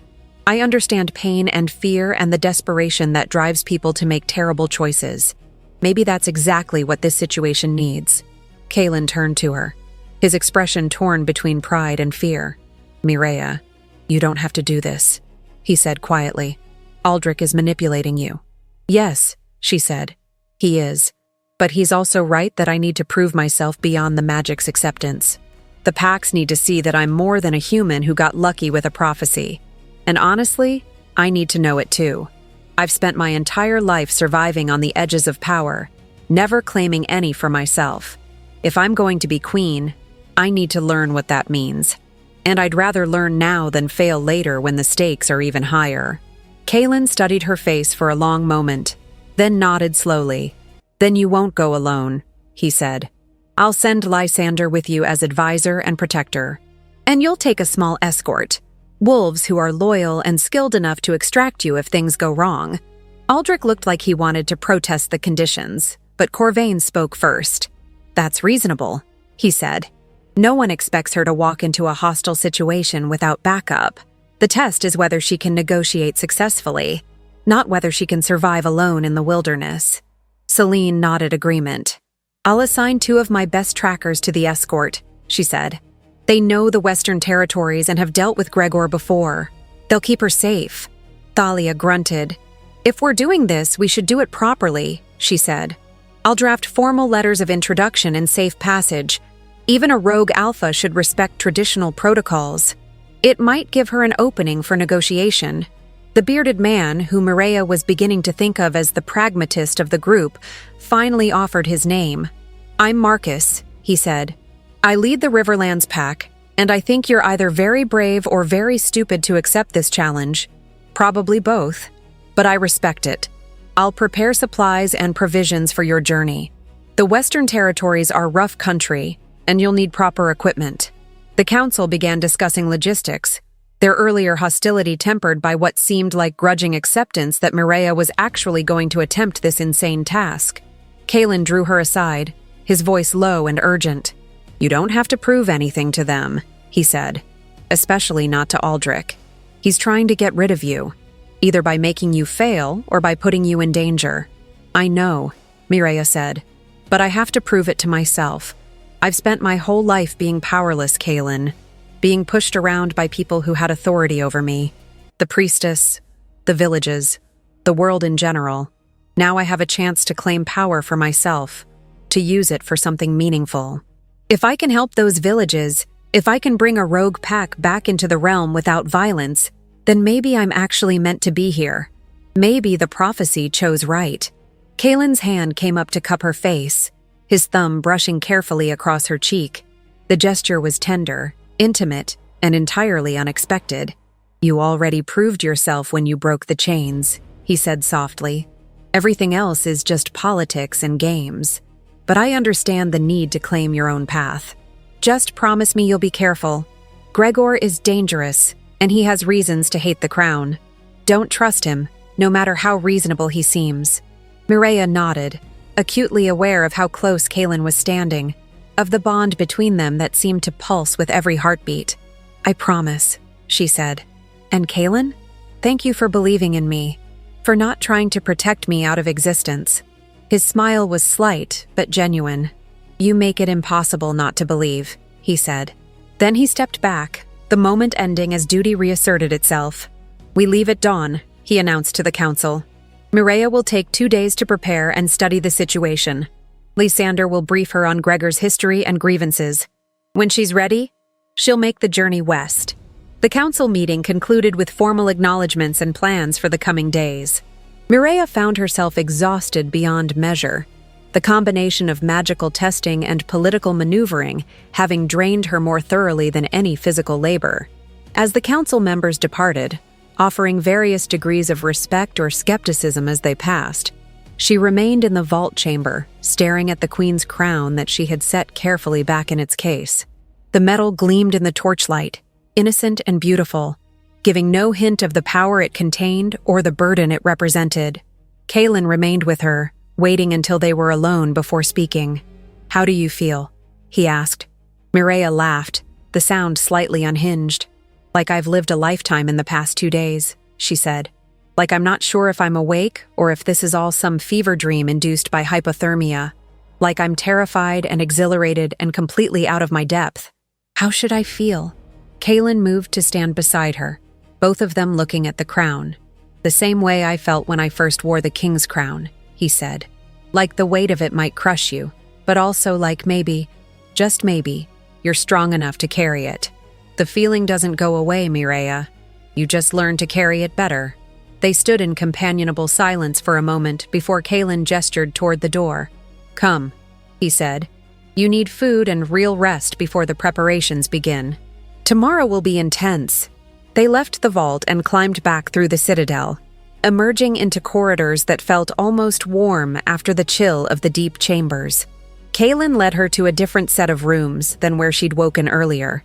These ones larger and more luxurious, with windows that looked out over the mountain valleys. This is the Queen's Wing, he explained. It's been empty for decades, but it's yours now. My chambers are through that door, if you need anything. Mireia looked at the door he indicated, noting how close their rooms were, understanding the implication. The bond between them was still new, still developing, but it was there, undeniable and growing stronger with each passing hour. A servant appeared with food, a proper meal this time rather than simple provisions. Roasted meat, fresh bread, vegetables in herb sauce, and wine that warmed her throat. Mireia ate mechanically, too tired to truly taste but knowing she needed the sustenance. Kaelin sat across from her, eating little, his attention divided between her and his own troubled thoughts. When the meal was finished and the servant had cleared the dishes, he spoke again. About Gregor, he said. You should know the full story before you try to negotiate. 6 months ago, his pack was involved in a border dispute with the Riverlands pack. There was violence, deaths on both sides. Marcus wanted blood payment according to traditional law. I tried to negotiate a compromise, but Gregor felt I favored Marcus because the Riverlands pack is larger and more influential. He claimed I was sacrificing justice for political convenience. When I ruled against him, he left the realm and took his entire pack with him. Since then, he's been raiding villages and causing chaos, trying to prove that he doesn't need the realm to survive. Was he right? Mireia asked. Did you sacrifice justice for politics? Kaelin's expression was pained. I don't know, he admitted. I tried to find a solution that would satisfy both sides, but maybe I weighted my decision too heavily toward maintaining Marcus's loyalty. Maybe I should have ruled more firmly in Gregor's favor and risked alienating the Riverlands. Leadership means making choices where every option has costs, and sometimes you don't know if you chose right until years later. Gregor is angry, justifiably perhaps, and he's taking that anger out on innocent humans who have nothing to do with pack politics. That's what I need you to fix if you can. No pressure, Mireia said dryly. Just resolve a months-old grievance, convince a rogue alpha that the king who wronged him deserves loyalty, and stop raids that are probably the only way Gregor's pack is surviving the winter. Simple. Kaelin's smile was rueful. When you put it that way, it does sound impossible, he said. But you have advantages Gregor won't expect. You're not pack, so you're not bound by the same loyalty structures or assumptions. You're human, which means you represent the people he's been hurting, and that might give you moral authority. And you're queen, acknowledged by the magic itself. Even a rogue alpha should respect that, at least enough to hear you out. Mireia hoped he was right, but doubt gnawed at her confidence. She had negotiated many things in her life, trades for healing services, safe passage through hostile territories, permission to sleep in barns or sheds. But those had been transactions between individuals with relatively equal power. This was different. This was politics at a level she'd never experienced, with stakes that went far beyond her own survival. The next 2 days passed in a blur of preparation. Lysander, the silver-haired advisor, proved to be a patient teacher, walking Mireia through the complex history of the packs, the traditional laws that governed them, and the specific grievances that had driven Gregor to rebellion. She learned that Gregor had lost 2 sons in the border dispute, that the blood payment Marcus demanded would have bankrupted his pack, and that Kaelin's compromise had required Gregor to cede territory that had belonged to his family for generations. No wonder he felt betrayed. No wonder he had chosen exile over submission. Understanding the depth of his anger made the task ahead feel even more impossible, but it also gave her insight into what might reach him. Gregor wasn't fighting for power or prestige. He was fighting for dignity, for the right to protect his pack without sacrificing everything that mattered to them. Mireia also trained, or tried to. Thalia insisted that even a healer queen should know basic self-defense, and so she spent hours learning how to avoid a grab, where to strike to disable an attacker, and how to use a knife effectively despite her burned hands. The training was brutal, leaving her bruised and sore, but she pushed through it with the same determination that had kept her alive all these years. She might never be a warrior, but she refused to be helpless. In the evenings, she studied maps of the Western Territories, memorizing the locations of villages and pack dens, understanding the geography that shaped the conflict. And at night, when exhaustion should have pulled her into dreamless sleep, she lay awake thinking about Kaelin and the bond between them that grew stronger daily. He visited her each evening, sharing meals and conversation, carefully maintaining a respectful distance despite the pull they both felt. They talked about everything except the bond itself, as if acknowledging it directly might make it too real, too frightening. He told her about his childhood, about growing up as the nephew of the former king, about watching his uncle's brutal reign and promising himself he would rule differently if he ever got the chance. She told him about her years with the priestess, about learning to heal despite the beatings, about the small kindnesses that had sustained her through the worst times. They were learning each other, building something that went beyond the magic that had thrown them together. And that, Mireia realized, was perhaps the most dangerous thing of all, because if she failed at this task, if she died in the Western Territories or proved herself unworthy, she wouldn't just lose the crown. She would lose the possibility of what they were becoming. On the morning of departure, Mireia stood in her chambers dressed in traveling clothes that were far finer than anything she'd owned before. Reinforced leather, warm furs, boots that actually fit properly. A knife hung at her belt, and a pack containing supplies and the formal letters from the council rested by the door. She looked at herself in the mirror and barely recognized the woman staring back. 2 weeks ago, she had been a wandering healer with nothing but her knowledge and her determination. Now she was a queen embarking on a diplomatic mission that might determine the fate of a realm. The transformation was absurd, terrifying, and somehow inevitable. A knock at the door announced Kaelin's arrival. He entered, already dressed for travel himself, and Mireia realized with a start that he intended to accompany her part of the way. "You don't have to do this," she said, echoing his words from days before. "I know I can't go all the way, but I'll see you to the border of Gregor's territory," he replied. "It's still technically safe there, and it'll give us time to finalize the strategy. Also, selfishly, it gives me a few more hours with you before you walk into danger." Mireia felt warmth spread through her chest that had nothing to do with the bond and everything to do with the man standing before her. "Thank you," she said simply. They left the citadel as the sun rose over the mountains, turning the snow to fields of gold and pink. The escort consisted of Lysander, 2 trackers from Celine's pack named Kira and Torin, and a young warrior named Ash, who served as Kaelin's personal guard. It was a small group, deliberately chosen to seem diplomatic rather than threatening. They traveled on foot rather than horseback, the terrain too rough for anything but the surest footing. Kaelin set a steady pace, and the group moved through the high forests in relative silence, everyone alert for threats despite being in friendly territory. By midday, they had descended below the snow line into valleys where pine gave way to hardwood, and the air grew marginally warmer. They stopped to rest and eat at a clearing beside a half-frozen stream. Mireia sat on a fallen log, gnawing on dried meat, and trying not to think about how her hands still throbbed despite days of healing. Kira, one of the trackers, settled beside her. "You're doing well," the woman said. "Better than most humans would manage on this terrain." "Thank you," Mireia replied, unsure if she was being complimented or assessed. Kira smiled.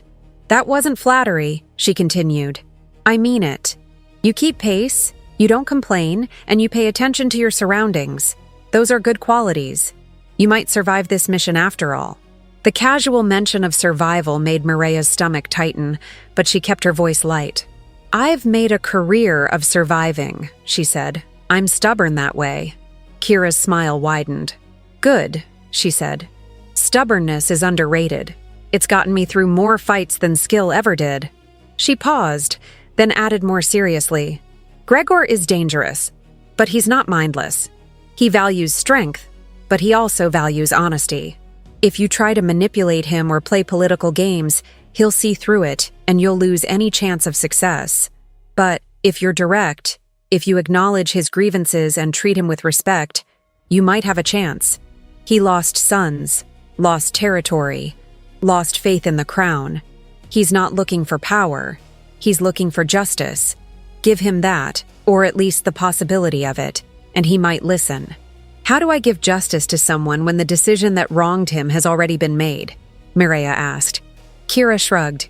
"You acknowledge it was wrong," she said. "You offer restitution if possible. You promise things will be different going forward.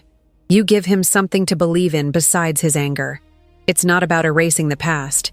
It's about creating a future that's worth more than revenge." Mireya absorbed that wisdom, adding it to everything else she'd learned. Around them, the others were preparing to move again. Kaylin caught her eye from across the clearing and gestured that it was time to continue. She stood, shouldering her pack, and fell into step beside him as they resumed the journey.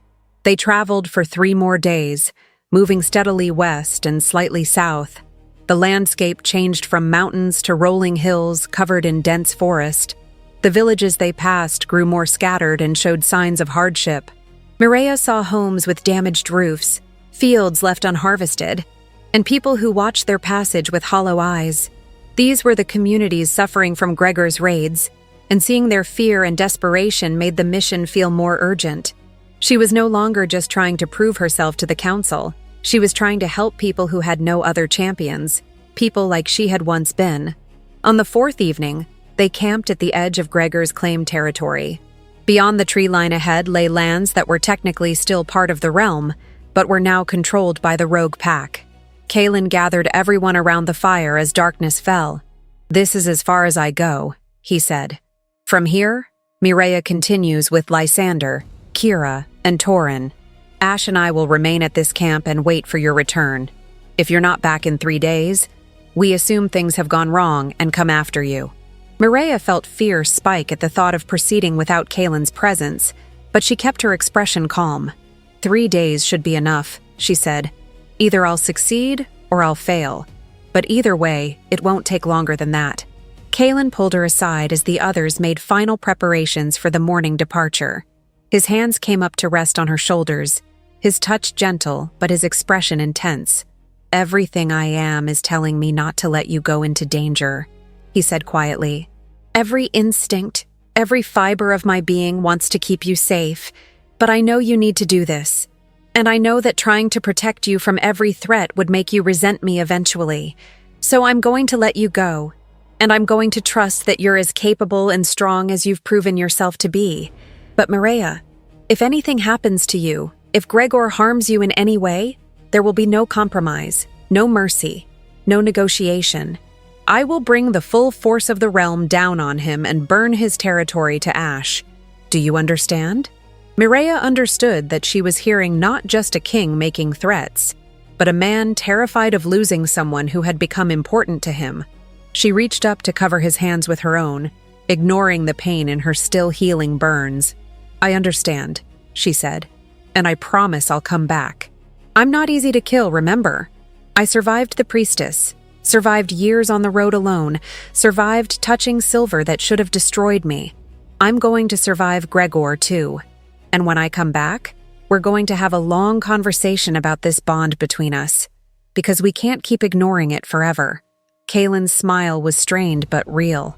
"I look forward to that conversation," he said. Then he did something unexpected. He leaned forward and pressed his forehead against hers, a gesture she had seen wolves use among themselves, intimate and trusting. The bond between them flared with warmth, and for a moment Mireya felt completely safe, despite all the danger surrounding them. The moment passed, and Kaylin stepped back. "Go," he said. "Do what you do best. Heal what's broken. Even if what's broken is trust and loyalty. I believe in you." Those words carried Mireia through the restless night and into the dawn when she, Lysander, Kira, and Taurine set out into Gregor's territory. They moved cautiously, knowing they were being watched from the moment they crossed the boundary. The forest here felt different, wilder, as if the land itself had rejected the order and structure of the realm. They walked for several hours before the wolves appeared. There were 6 of them, warriors in human form, armed with spears and dressed in mismatched armor.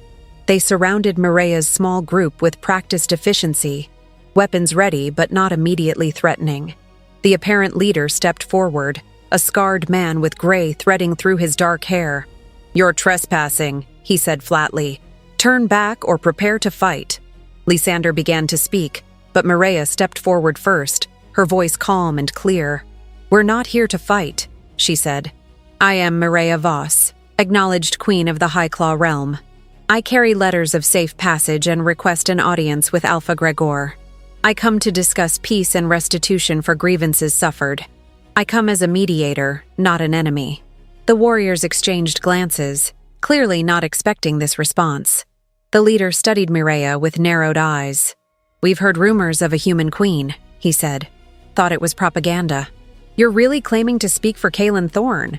"I speak for myself," Mireia corrected. "But yes, I stand beside the Alpha King as his acknowledged equal.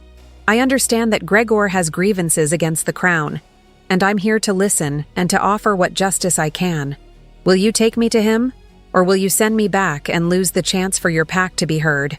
The leader was silent for a long moment, then gestured sharply. "We'll take you to him," he said.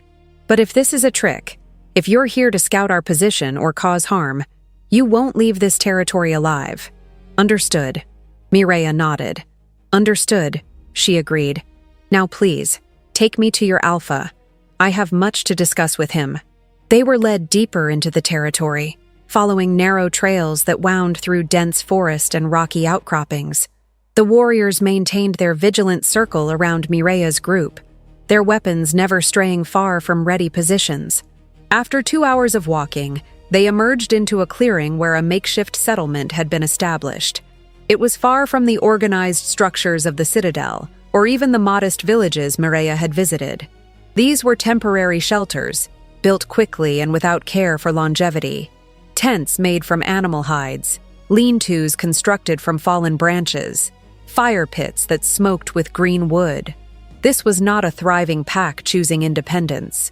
This was a desperate group barely surviving the winter. Mireia saw women and children watching from the shadows between shelters, their faces thin and wary. She saw warriors with injuries that hadn't been properly treated, makeshift bandages stained with old blood. She saw stores of food that looked dangerously low, and the understanding hit her like a physical blow. The raids weren't about revenge or power. They were about survival. Gregor's pack was starving, and they were taking from the villages because they had no other choice. The knowledge shifted something in Mireia's perspective.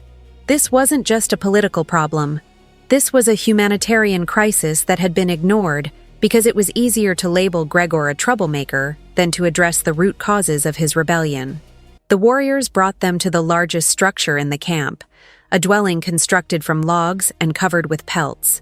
The leader ducked inside, and moments later emerged with a gesture for Mireia to enter. Lysander moved to follow, but the warrior blocked his path. "Only the queen," he said. "Your companions wait out here." Mireia met Lysander's eyes and saw his concern, but she nodded. "It's all right," she said. "If Gregor wanted me dead, he could have killed me in the forest. This is what I came for." She ducked through the low entrance and found herself in a dim space lit by a single fire. The air was thick with smoke and the smell of unwashed bodies and old blood. A man sat beside the fire, and even in the poor light, Mireia could see the weight of grief carved into his features. Gregor was perhaps 50 years old, his hair more gray than black, his face lined with the kind of deep sorrow that came from unbearable loss. He looked at Mireia with eyes that held no hope, only exhaustion and anger worn down to embers. "So?" he said, his voice rough as gravel. "Kaelin sends his pet human to lecture me about loyalty. How generous of him. Mireia moved slowly into the space, lowering herself to sit across the fire from him. She kept her movements deliberate, non-threatening, the same way she had approached countless injured and frightened people over the years. "I'm not here to lecture you," she said quietly. "I'm here to listen, and to apologize if you'll let me." That caught his attention. His eyes sharpened, focusing on her with sudden intensity. "Apologize for what?" he asked. "You weren't there. You're not Pac. You're not responsible for anything that happened." "No," Mireia agreed. "I wasn't there, and I'm not Pac. But I'm queen now, or trying to be. And that means what happened to you, the injustice you suffered, that's mine to address. So I'm apologizing because someone should have done it months ago, and no one did. I'm apologizing because you lost your sons, lost your territory, lost your place in the realm, and instead of receiving the justice you deserved, you were forced to choose between bankruptcy or exile. That was wrong. Kaelin was wrong. The council was wrong. And you have every right to be angry." Gregor stared at her, his expression shifting through surprise, suspicion, and something that might have been pain. "Pretty words," he said finally. "But words don't bring back the dead. Words don't feed my pack. Words don't restore what was taken from me." "You're right," Mireia said. "Words alone are insufficient, but they're a start. And I'm offering more than words, Gregor. I'm offering restitution. The territory that was taken from you, it will be returned. The blood payment that would have bankrupted your pack, it will be forgiven. And the packs will provide supplies to see you through the winter. No strings attached, no debts incurred. All I ask in return is that you stop the raids and return to the realm." Gregor's laugh was bitter and sharp. "You think you can buy me with promises?" he said. "You think giving back what was stolen somehow makes everything right? My sons are dead. My mate died from grief 6 weeks after we were exiled. No amount of territory or supplies will bring them back. Why should I accept Kaelin's authority when he's proven he'll sacrifice justice for political convenience? Why should I trust that anything will be different?" Mireia leaned forward, her voice intense. "Because I'm different," she said. "I'm not Pac, Gregor. I don't owe loyalty to the old structures or the traditional ways. I'm human. And I understand what it means to be powerless, to be at the mercy of those who care more about maintaining their authority than about doing what's right. I spent 15 years under the control of a woman who justified cruelty as discipline. I know what it's like to have no voice, no choice, no justice. That's why I'm here. Not to defend what Kaelin did, but to promise that going forward, things will be different. Your pack will have a voice. Your grievances will be heard. And if the king makes a decision that sacrifices justice for politics, I'll stand against it, even if it means standing against him." Gregor studied her for a long moment, his weathered face unreadable in the firelight. "You mean that?" he said finally. It wasn't a question. "Yes," Mireia replied. "I mean every word. I didn't choose to be queen, and I don't pretend to understand all the complexities of pack politics. But I understand suffering. And I understand that people deserve better than to be used and discarded by those in power. If you come back to the realm, I promise you'll have an advocate. Someone who will fight for your pack's interests without hidden agendas or political calculations. And if I fail, if I prove unworthy of the crown or unable to deliver on these promises, then you can leave again. And I won't try to stop you." Gregor's shoulders sagged slightly, the rigid anger that had sustained him seeming to crack. "You don't know what you're promising," he said quietly. "The council will fight you on every point. Aldrich and his faction will use any concession you make to me as proof that you're weak, that you're undermining proper pack hierarchy. They'll make your life hell." "Let them," Mireia said. "I've survived hell before. The difference is that this time, I'm choosing to walk into it for a reason that matters. Your pack is starving, Gregor. I saw the children watching us when we arrived. I saw the injured warriors and the insufficient supplies. You can't sustain this exile through the winter, and pride won't keep your people alive. Let me help. Let me make this right, even if it's only a small step toward the justice you deserve." Silence stretched between them, broken only by the crackling of the fire. Mireia waited, forcing herself to remain still, to let Gregor process and decide without pressure. She had said everything she could say. The rest was up to him. Finally, he spoke, his voice heavy with exhaustion. My sons' names were Kieran and Tobias, he said. Kieran was 23, just mated, planning to start his own family. Tobias was 19, still learning, still becoming himself. They died defending territory that had belonged to our pack for 6 generations. They died for land and pride and the old ways. And when I demanded justice, I was told their lives were worth less than political stability. That's what I can't forgive, Healer Queen. Not the deaths themselves, because that's the risk every warrior accepts, but the dismissal, the calculation that decided my grief was worth less than Marcus's loyalty. Mireia felt tears prick her eyes at the raw pain in his words. I can't give them back to you, she said, her voice thick. I can't undo that loss or that dismissal, but I can promise that their deaths will be remembered and honored. I can promise that the pack will build a memorial for them, that their names will be recorded in the histories, that their sacrifice will be acknowledged officially and publicly. And I can promise that no other father will have to watch his sons' deaths be dismissed as politically inconvenient. Not while I'm queen. Not if I have anything to say about it. Gregor's eyes were wet, though no tears fell. Why do you care? He asked. You're human.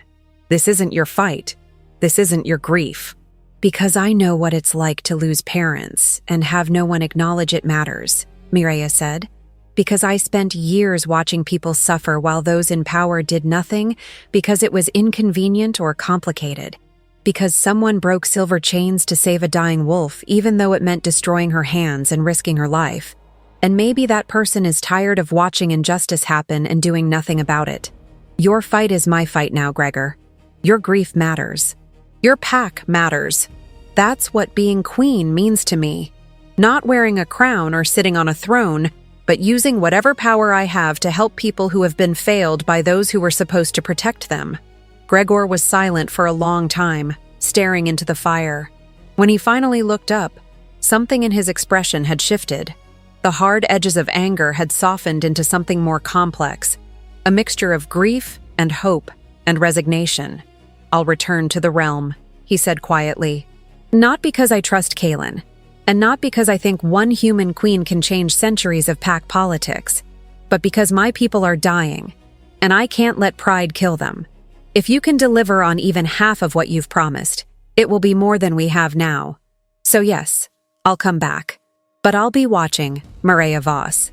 If this is just another political game, if you prove to be just another person in power who makes promises they don't keep, I'll remember. And next time I leave, it won't be quietly. Mireia nodded, accepting the conditional nature of his agreement.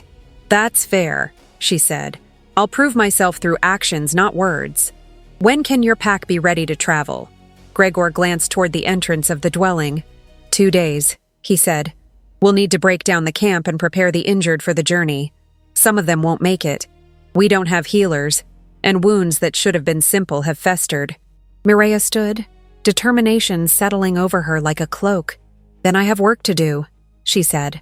I'm a healer, Gregor. That's what I was before the crown, and it's still what I am. Let me see you're injured. Let me use what skills I have to help. We can start earning each other's trust right now, today, with actions instead of promises. Gregor looked surprised. Then something like respect crossed his features. He stood, unfolding to his full height, which was considerable. You're either very brave or very foolish, he said, echoing words Mireia had heard before. But I'm beginning to think maybe it's both. And maybe that's exactly what the realm needs. Come, I'll take you to the wounded. But be warned, it's not a pleasant sight. We've had to make hard choices about who to treat and who to let nature take. Mireia followed him out of the dwelling and into the cold morning air. Lysander immediately moved to her side, his expression concerned. My queen, he said quietly, is everything all right? Should we be worried? Mireia shook her head. Everything is fine, she said. Better than fine. Gregor has agreed to return to the realm. But first, I need to tend to his wounded, gather whatever medical supplies we brought, and ask Kira if there are any healing herbs growing nearby despite the season. We have work to do. The next 2 days passed in a blur of activity that reminded Mireia of why she had chosen healing as her path. She moved through the makeshift camp, examining injuries, treating infections, setting bones that had healed crooked and needed to be rebroken, doing everything in her limited power to ease suffering. Her burned hands protested every touch, every application of pressure, but she pushed through the pain. This was what she knew, what she was good at, and seeing the grateful relief in the eyes of those she helped felt more valuable than any crown or title. She taught some of the pack members basic wound care, showing them how to clean injuries properly, which plants could be used for poultices, how to recognize signs of infection before they became deadly. She worked alongside Gregor's people, not as a queen but as a healer, and in doing so, she began to earn their trust in ways that speeches and promises never could. Gregor watched her work with an expression that grew increasingly thoughtful. On the evening of the first day, as Mireia was finishing with a young warrior whose leg wound she had just cleaned and stitched, he approached her. "You didn't have to do this," he said. "You could have simply negotiated and left." Mireia looked up from her work, exhaustion evident in every line of her face. "Yes, I did," she said. "Because these are my people now too. Because if I'm going to be queen, I need to understand what that means beyond politics and power. It means caring for those who suffer. It means using whatever skills I have to make things better. This is how I know how to help. So this is what I do." Gregor nodded slowly. "My mate would have liked you," he said quietly. "She always said the best leaders were those who never forgot what it meant to hurt. I think you understand that better than most." On the morning of the third day, the camp was broken down and the pack prepared for travel. Mireia counted approximately 40 wolves in total, including warriors, elders, and children. Some were injured or ill enough that they had to be carried on improvised litters. It would be a slow journey back to the realm's heartland, but it was possible. And more importantly, it was happening. Gregor stood beside her as his people formed up for the march. "Thank you," he said simply, "for listening, for helping, for being willing to see us as people rather than just a political problem." Mireia met his eyes. "Thank you for giving me a chance to prove myself," she replied, "for trusting that not everyone in power is the same, for being willing to believe that change is possible." They traveled back through the forest, retracing the path Mireia had taken days before. When they reached the camp where Kaelin waited, Mireia saw him standing at the edge of the clearing, tension visible in every line of his body. The moment he saw her, alive and apparently unharmed, relief flooded his features. Then his eyes moved to the procession behind her, to Gregor and his pack, and understanding dawned. "She did it," Ash said from beside him, audible amazement in his voice. "She actually convinced him to return." Kaelin moved forward, meeting Mireia halfway. His hands came up to frame her face, his touch gentle despite the intensity of his gaze. "Are you hurt?" he asked. "Did anything happen?" "I'm fine," Mireia assured him. "Better than fine. We have a lot to discuss, but the short version is that Gregor has agreed to return to the realm. In exchange, we're restoring his territory, forgiving the blood debt, and providing winter supplies for his pack. Also, we're building a memorial for his sons and making sure their deaths are properly honored in the histories. I know I probably overstepped my authority, but it was the right thing to do." Kaelin's smile was genuine, transforming his face. "You didn't overstep," he said. "You did exactly what a queen should do. You found a solution that serves justice instead of politics. I'm proud of you." The words settled into Mireia's chest, warming something that had been cold and uncertain. Behind them, Gregor approached, his posture wary but not hostile. "Alpha King," he said formally, "I return to the realm on conditions negotiated with Queen Mireia. I trust you'll honor the agreements she made on your behalf." Kaelin extended his hand, a gesture of equality rather than dominance. "I'll honor every word," he said. "And Gregor, I'm sorry. For my decision, for the pain it caused, for not seeing another way forward at the time. Your sons deserved better. You deserved better. I can't undo the past, but I can commit to doing better in the future." Gregor studied Kaelin for a long moment, then clasped his hand firmly. "Time will tell if that commitment means anything," he said. "But I'm willing to give you the chance to prove it. For now, my pack needs rest and food, and your queen promised supplies. Shall we discuss logistics?" The two alphas moved aside to coordinate the practical details of reintegrating Gregor's pack, and Mireia found herself suddenly surrounded by her escort. Lysander looked at her with something approaching awe. "That was masterfully done," he said. "You navigated a situation that could have exploded into violence and turned it into an opportunity for healing and reconciliation. The council will have to acknowledge your skill, even Aldrich." Kira clapped Mireia on the shoulder hard enough to make her wince. "You've got steel in you," she said approvingly. "I didn't think you'd pull it off, but you proved me wrong. Well done, my queen." They traveled together back toward the citadel, the combined group moving slowly to accommodate Gregor's injured. The journey took 5 days, during which Mireia continued to tend to the wounded and gradually built relationships with Gregor's pack members. She learned their names, their stories, their hopes for the future.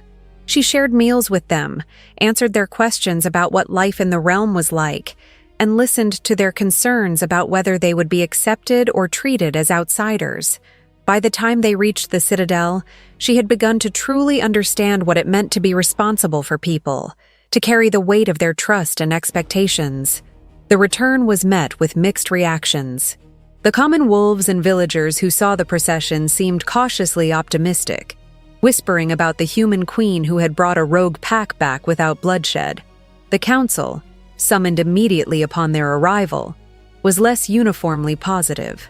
They gathered in the same chamber where Mireia had first been tested, and the tension was palpable as Kaelin and Mireia stood before them with Gregor at their side. Aldrich spoke first, his voice carefully neutral. "So," he said, "you succeeded where others failed. Gregor returns to the realm. What price did you pay for this reconciliation, Queen Mireia? What promises were made in the crown's name?" Mireia outlined the terms clearly and without apology. Restoration of territory, forgiveness of blood debt, winter supplies, and a memorial for the fallen sons. She spoke with confidence born of knowing she had done the right thing, regardless of political consequences. When she finished, silence filled the chamber. Then Marcus, the bearded leader of the Riverlands pack, stood. "You forgave a blood debt that was owed to my pack," he said, "without consulting me, without negotiating compensation. You made a decision that affects my people's honor and gave away something that wasn't yours to give." Mireia met his eyes steadily. "You're right," she said. "I made that decision without your input. But consider what the alternative was. Continued raids, continued suffering for the human villages, possibly escalation into actual civil war. Your pack lost warriors in that border dispute too, Marcus. Do you really want to spend more lives collecting a debt that would have destroyed Gregor's pack? Or would you rather have peace, stability, and a functional relationship with neighbors who can trade and ally with you instead of raiding?" Marcus was silent for a long moment, then slowly nodded. "Put that way," he said, "I suppose peace is worth more than revenge. But in the future, Queen Mireia, I'd appreciate being consulted about decisions that affect my pack directly." "Fair enough," Mireia agreed. "I'm still learning the proper protocols. I'll do better about consultation going forward." Thalia spoke up, her scarred face thoughtful. "The memorial is a good idea," she said. "It acknowledges grief and honors the fallen, while setting a precedent for how we handle future deaths in interpack conflicts. I support that proposal fully." Corvain nodded agreement. "As do I," he said. "The restoration of territory and provision of supplies are reasonable terms for ending a conflict that was draining resources and goodwill. This is solid diplomacy, uncomfortable as it might be for some of us to admit a human showed us a better path forward." Celine looked at Aldrich pointedly. "Well, cousin," she said, "you set this test. The Queen succeeded beyond reasonable expectations. Will you honor your word and support her claim fully?" All eyes turned to Aldrich. His expression was unreadable, but Mireia could see the calculation behind his eyes. He was trapped by his own challenge, forced to either acknowledge her success or reveal himself as someone who moved goalposts to avoid admitting defeat. Finally, he spoke. I honor my word, he said. Queen Mireia demonstrated diplomatic skill, courage, and the ability to negotiate favorable terms in a difficult situation. She has proven herself worthy of the crown in ways beyond magical acknowledgement. I will support her claim and her authority going forward. The words were clearly difficult for him to speak, but they were spoken and witnessed by the full council. Kaelin's hand found Mireia's, squeezing gently. The council recognizes Queen Mireia's authority and skill, he said formally.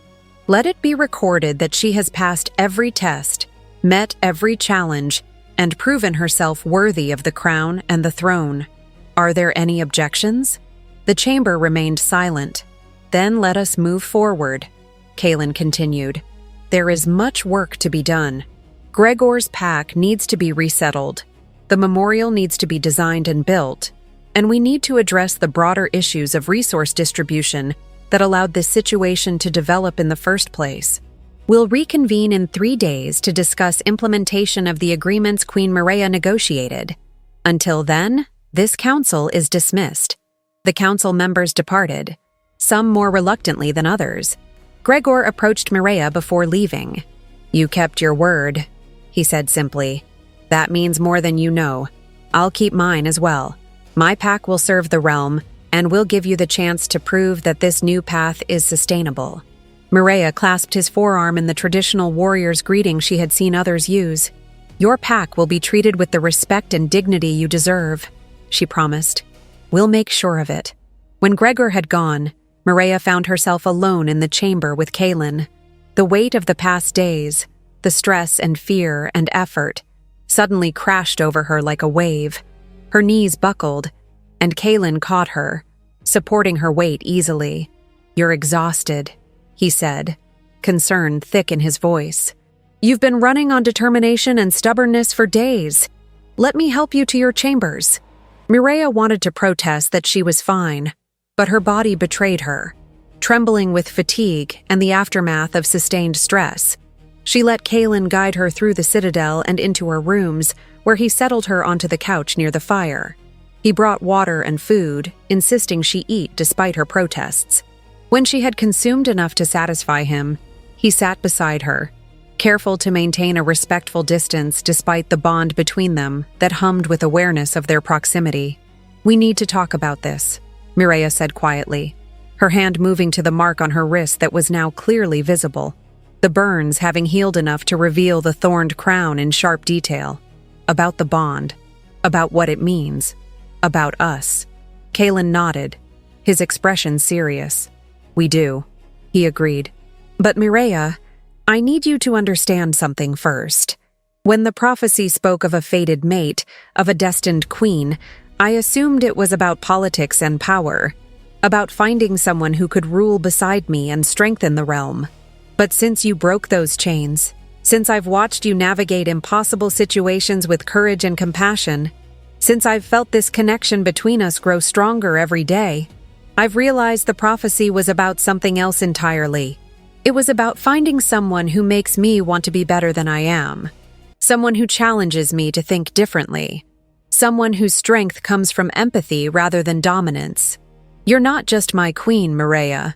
You're becoming the person I can't imagine facing the future without. Mireia felt her breath catch at the raw honesty in his words. She had been prepared for a political discussion about duty and the requirements of the bond. She had not been prepared for this confession that echoed her own growing feelings. I didn't want this, she said softly. I didn't want to care about you. Didn't want to feel this pull toward someone I barely know.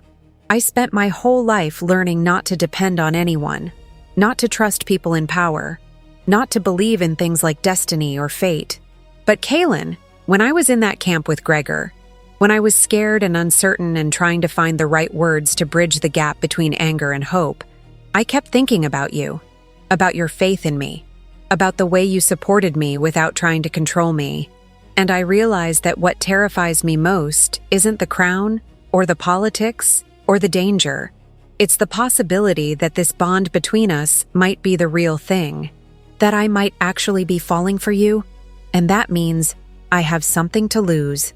Kaelin reached out slowly, giving her time to pull away. and took her hand in his. His thumb brushed over the thorned crown mark, the touch sending warmth spiraling up her arm. "Then let's both be terrified together," he said with a slight smile. "Let's figure out how to be queen and king, partners and equals, without losing ourselves in the process. The bond is real, Mireia. I feel it every moment we're apart, and more intensely every moment we're together. But more than the magic, more than the prophecy, I want this because you're you. Because you're brave and stubborn and determined to use power to help people rather than to dominate them. Because you see the world differently than I do, and I need that perspective. Because in a very short time, you've become the most important person in my life." Mireia felt tears slip down her cheeks, but they were not tears of sadness.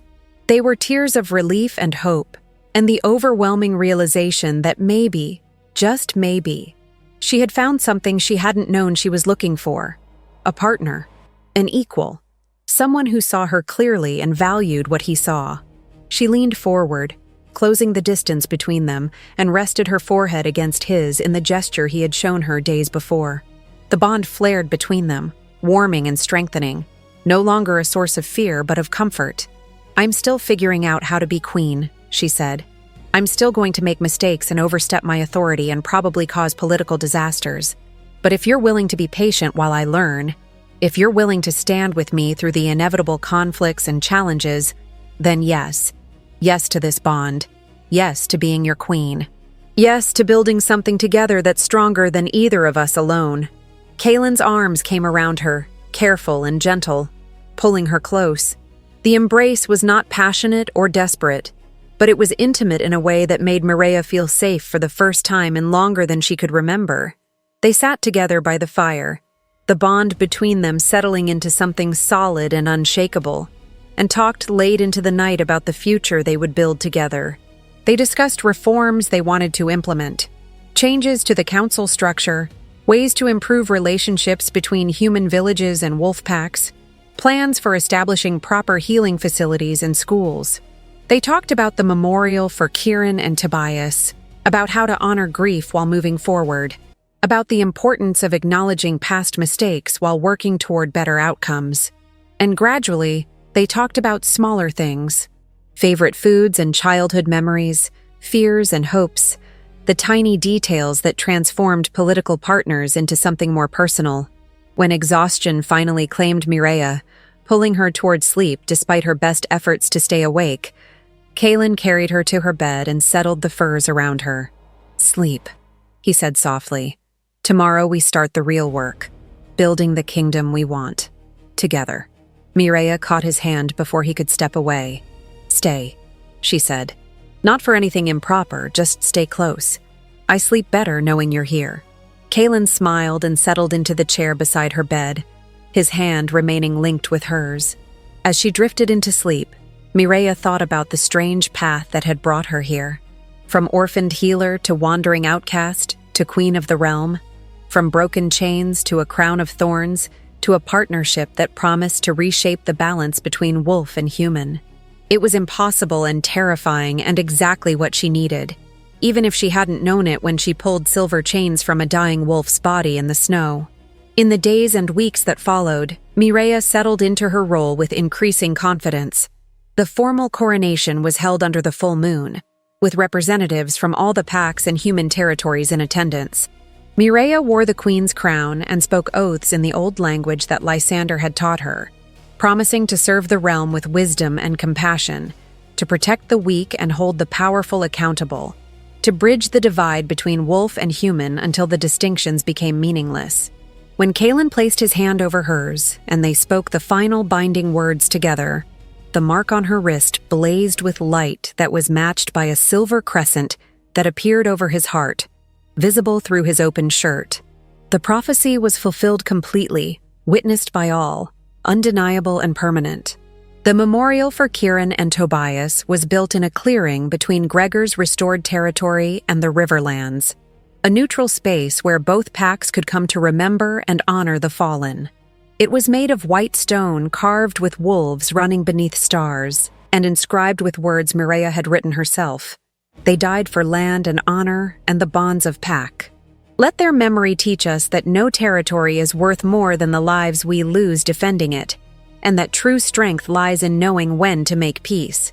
The dedication ceremony brought Gregor and Marcus together publicly for the first time since the conflict, and while the interaction was formal and carefully neutral, it was a beginning, a small step toward healing old wounds.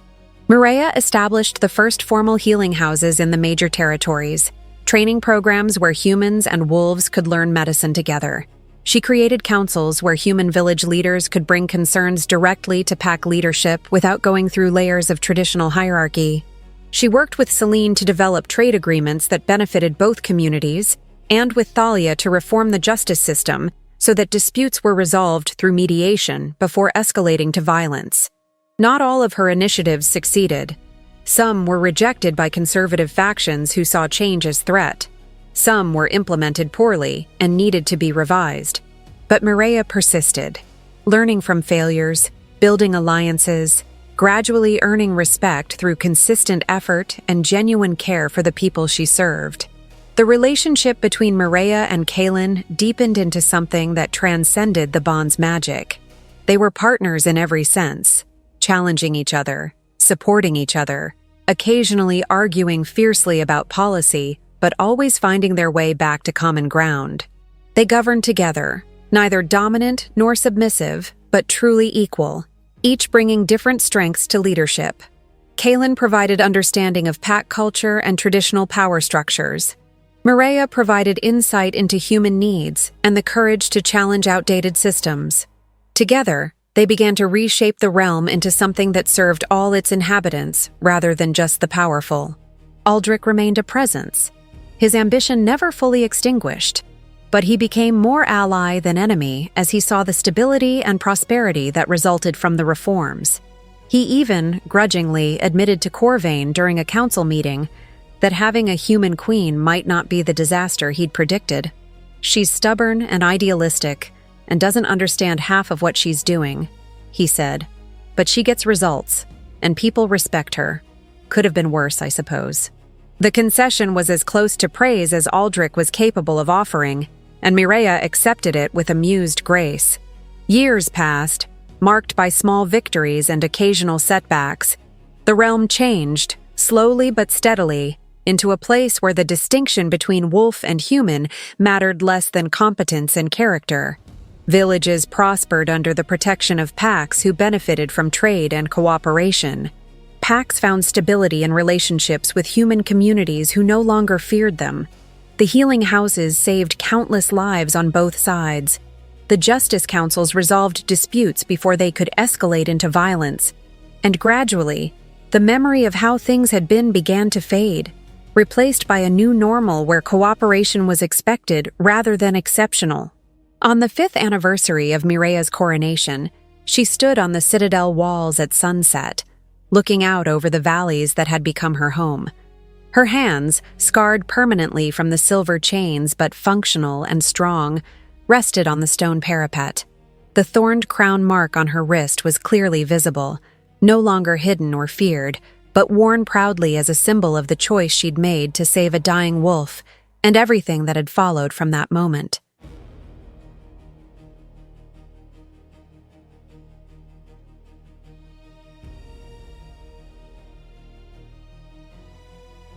Kaelin joined her, as he often did in quiet moments, his presence as comfortable and necessary as breathing. "We've built something good here," he said, following her gaze across the landscape. "Not perfect, but good. Better than what came before." Mireia leaned against him, their bond humming with contentment. "We built it together," she corrected.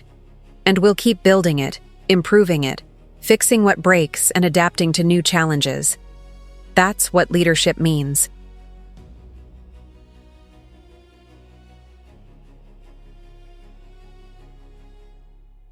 Not achieving perfection, but committing to constant effort toward something better. Kaelin's arm came around her shoulders. "I love you," he said simply. "Not because of the bond or the prophecy or because you're queen, but because you're you. Because 5 years ago you chose compassion over fear when every instinct told you to walk away. Because you've never stopped choosing compassion, even when it's harder and more complicated than any of us anticipated.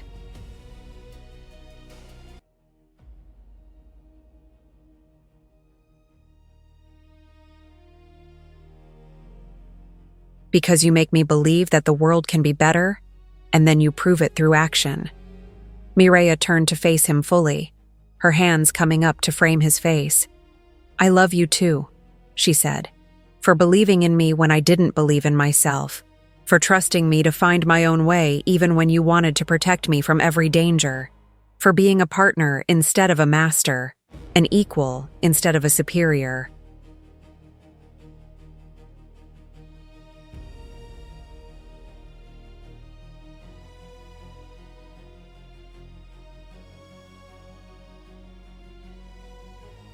For showing me that power doesn't have to corrupt, that leadership can be service, that the bonds we choose are stronger than the ones forced upon us.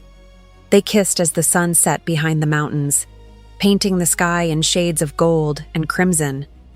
The bond between them glowed with warmth that had nothing to do with magic and everything to do with love earned through shared struggle and mutual respect.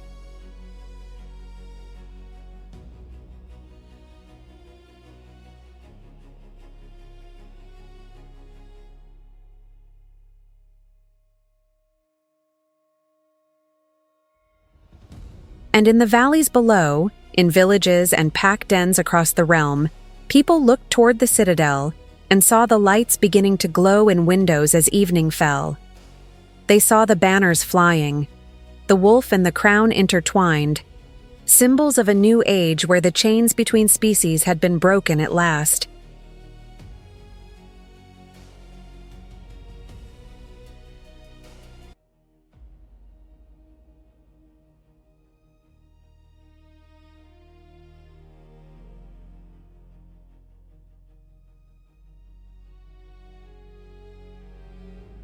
They told stories to their children about the human queen who had touched silver and lived, who had walked unarmed into a rogue pack's territory and emerged with peace instead of war, who had proven that the greatest strength lay not in dominance, but in understanding. And the children listened, growing up in a world their parents could barely have imagined, where the old divisions mattered less with each passing generation.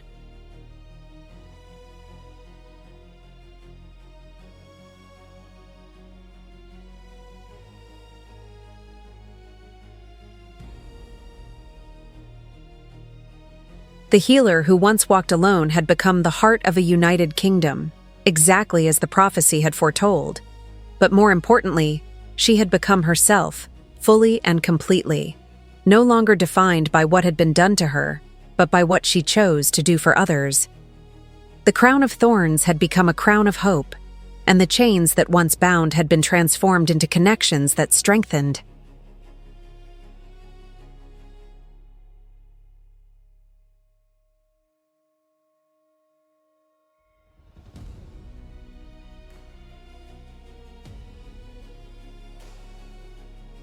This was the legacy Mireia and Kaelin built together, one choice and one day at a time, proving that the most powerful magic was not destiny or fate, but the decision to care deeply and act courageously in a world that desperately needed both.